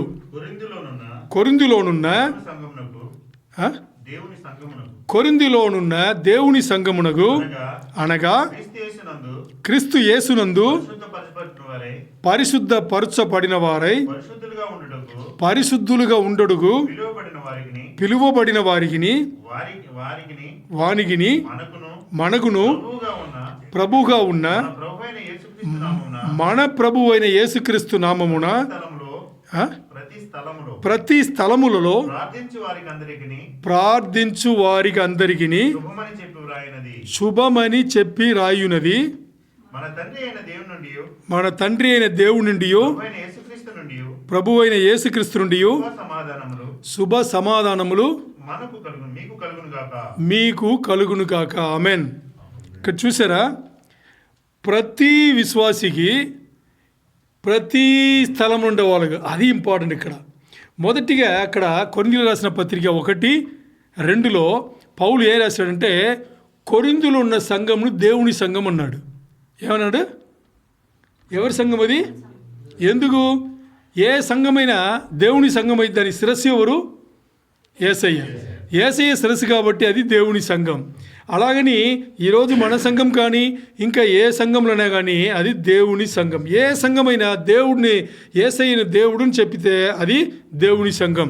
ఆ దేవుని సంఘంలో ఎవరైతే దేవుని కోసం ప్రత్యేకించబడిన వాళ్ళు ఉన్నారో వాళ్ళు ఎక్కడ ఉన్నా, బాగా అర్థం చేసుకోండి, ఎక్కడ ఉన్నా ఎప్పుడైనా కానీ యేసయ్యను నా దేవుడు నా రక్షకుడు అని ఒక్కసారి మొక్కితే అక్కడ ఏం చేస్తున్నారు?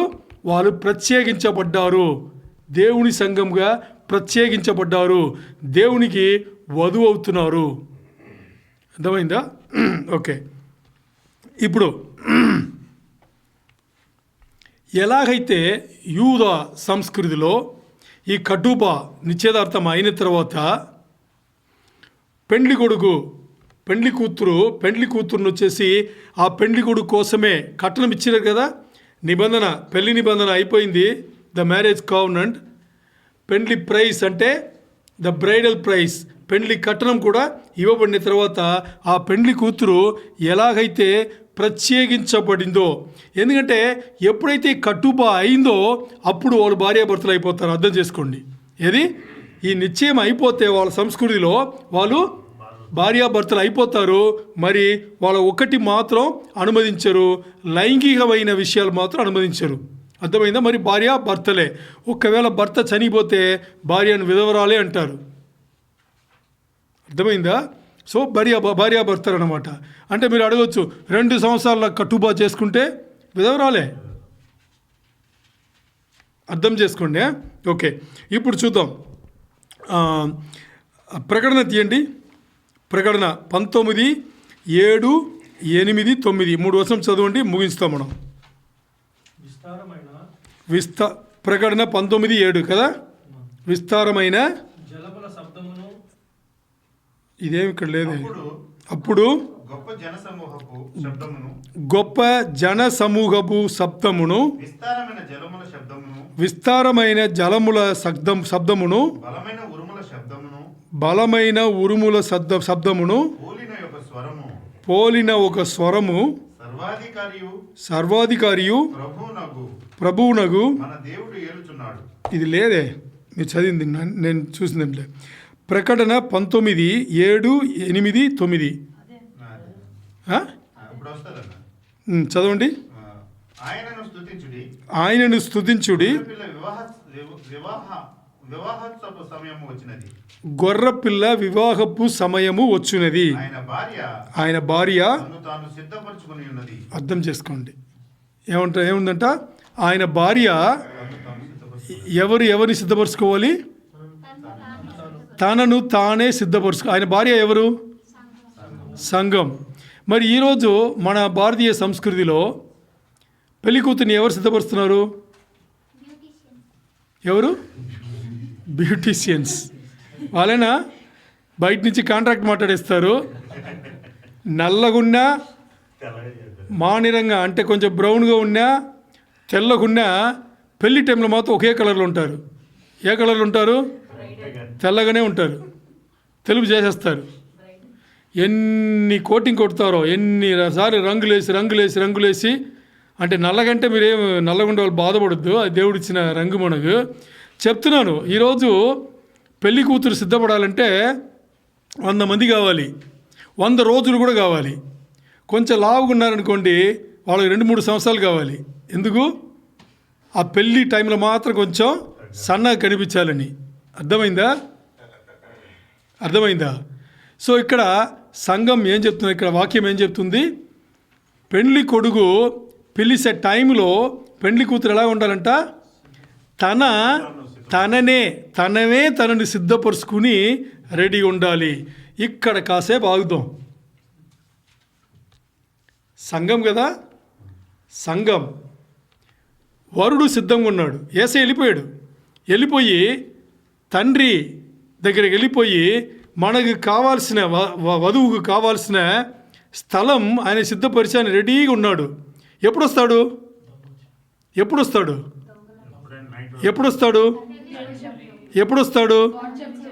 తండ్రి చెప్పినప్పుడు. ఎప్పుడొస్తాడు? తండ్రి చెప్పాలి. తండ్రి ఏ టైం, కుమారుడా బయలుదేరు, అయిపోయింది. ఇంకా ఆ క్షణమే దిగుతాడు, మధ్యాకాశంకి వస్తాడు. రెప్పపాట్న భూమి కింద ఆ శవములన్నీ ఆయనతో వచ్చిన ప్రాణాత్మలతో కలుస్తుంది. మన శరీరం ప్రాణాత్మలు మన దగ్గరే ఉంది కాబట్టి రెప్పపాట్న మట్టి శరీరం వదిలిపెట్టి మహిమ శరీరంలో యేసయ్యను మధ్యాకాశము కలుసుకుంటాం. దీన్ని ఎవరు చెప్పాలి? తండ్రి చెప్పాలి. కుమారుడా బయలుదేరుడు. అర్థమైందా? దానికోసం ఆయన వెయిట్ చేస్తుంటే వధువు మనం ఏం చేస్తున్నాం? ఉదయం 4 గంటలకు అలారం పెట్టుకుని లేచి ఏం చేస్తున్నాం? టపా టపా టపా టపా రెడీ అయ్యి 5 గంటలకు ఖమ్మని బస్సు ఉంటుంది. కొన్ని సైట్లుగా 5:30 ఉంటుంది. ఇక్కడ బస్సులు ఎక్కిపోతాం. ఎక్కి సైట్కి వెళ్ళిపోతే ఇంకా మరి 6 గంటలో 7 గంటలో బైబిల్ స్టడీ కూడా, ఆరాధన కూడా టైం లేకుండా ఆన్లైన్ చేసుకున్నాం. మనం సిగ్గుపడాల్సిన విషయం. ఓ బైబిల్ స్టడీకి ఆరాధన కుటుంబం వచ్చి చేసుకోలేక ఈ కరోనా వచ్చిన టైం నుంచి సోమరితనం ఎక్కువైపోయి ఏం చేస్తున్నాం? ఆన్లైన్లో పెట్టుకుని దేవుని ఆరాధన చేస్తున్నాం. ఇది మన జీవితం. ఇప్పుడు వధువైన సంఘం మనం రెడీ ఉన్నట్ట?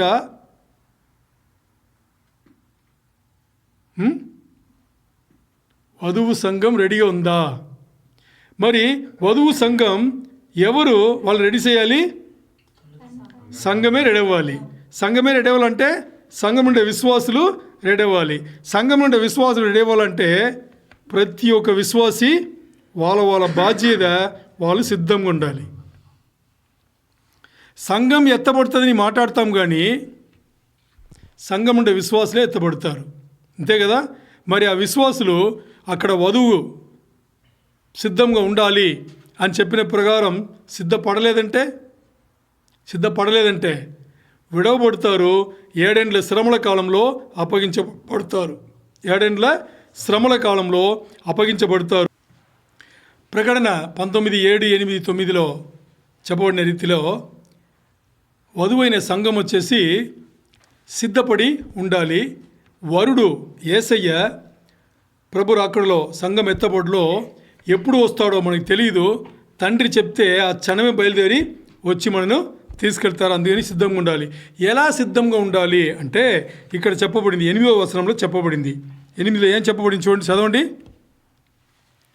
19:8 మరియు ఆవిడ ధరించుకొనుటకు ప్రకాశములను నిర్మలముమైన సన్నపు నారబట్టలు ఆమెకు ఇవ్వబడును.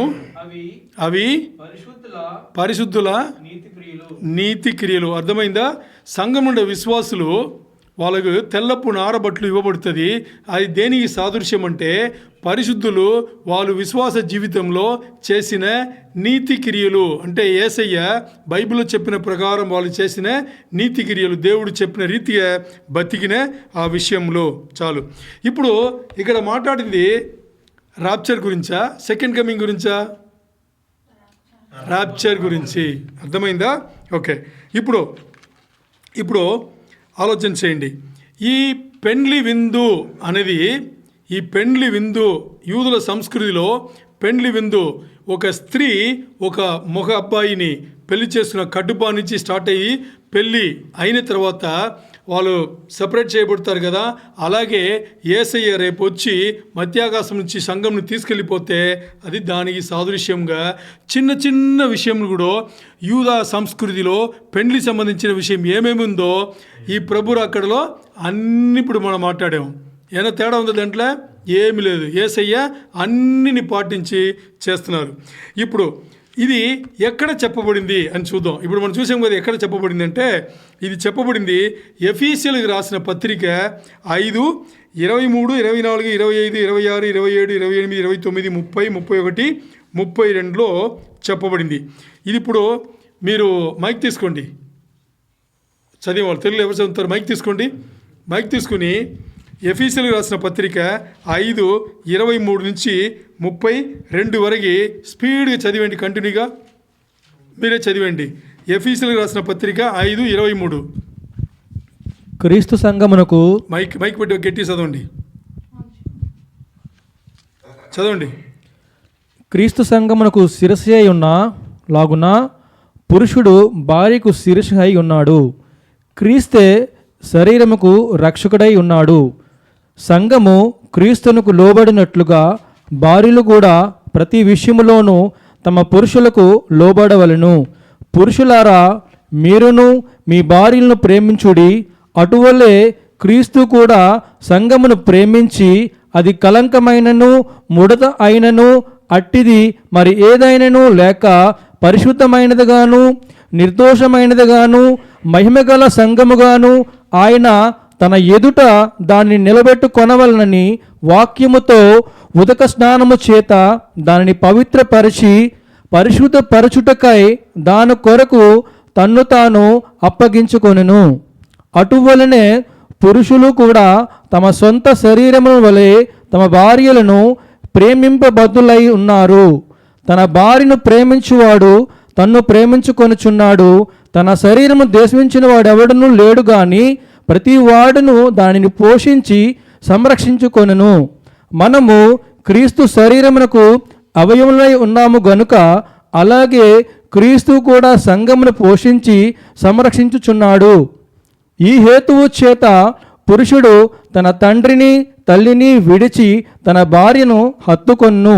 వారిద్దరును ఏక శరీరం అగుదురు. ఈ మర్మము గొప్పది. అయితే నేను క్రీస్తును గూర్చియు సంఘమును గూర్చియు చెప్పుచున్నాను.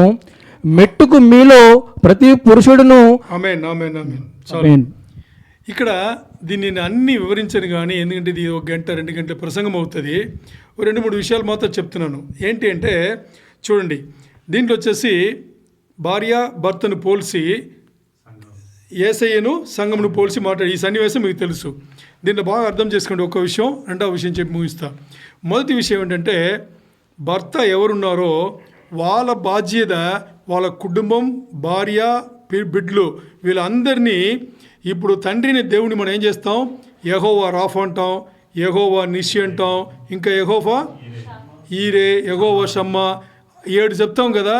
ఇవన్నీ ఓ కుటుంబానికి ఆ భర్త బాధ్యత. అర్థమైందా? ఓ కుటుంబానికి భర్త బాధ్యత ఏంటి?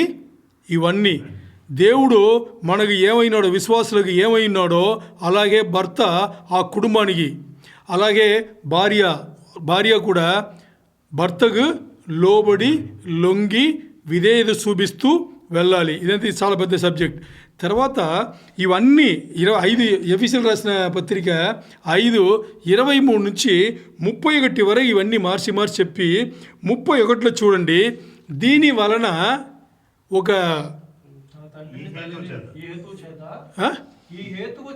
ఉండండి, దీని వలన ఒక మగ మనిషి ఏమంటారు? పురుషుడు. దీని వలన ఒక పురుషుడు భార్యతో కలిసి వాళ్ళంటికి వెళ్ళిపోవాలన్న ఆ అర్థంలో ఉంది కదా. దీని అర్థం అది కాదు.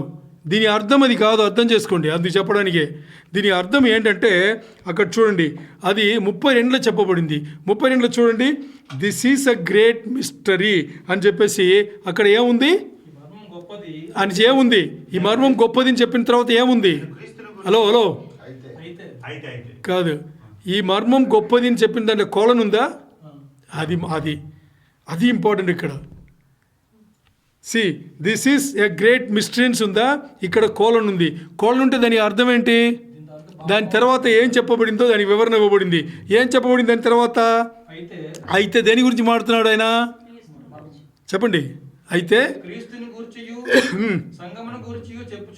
అయితే ఇవన్నీ నేను చెప్పింది క్రీస్తుని గూర్చియో సంఘమును గూర్చియో, అంటే ఓ కుటుంబం, భార్య భర్త ఎలాగ ఉండాలి, ఏం చేయాలి అన్నీ చెప్పేసి అది దాన్ని పాటించాల్సిందే.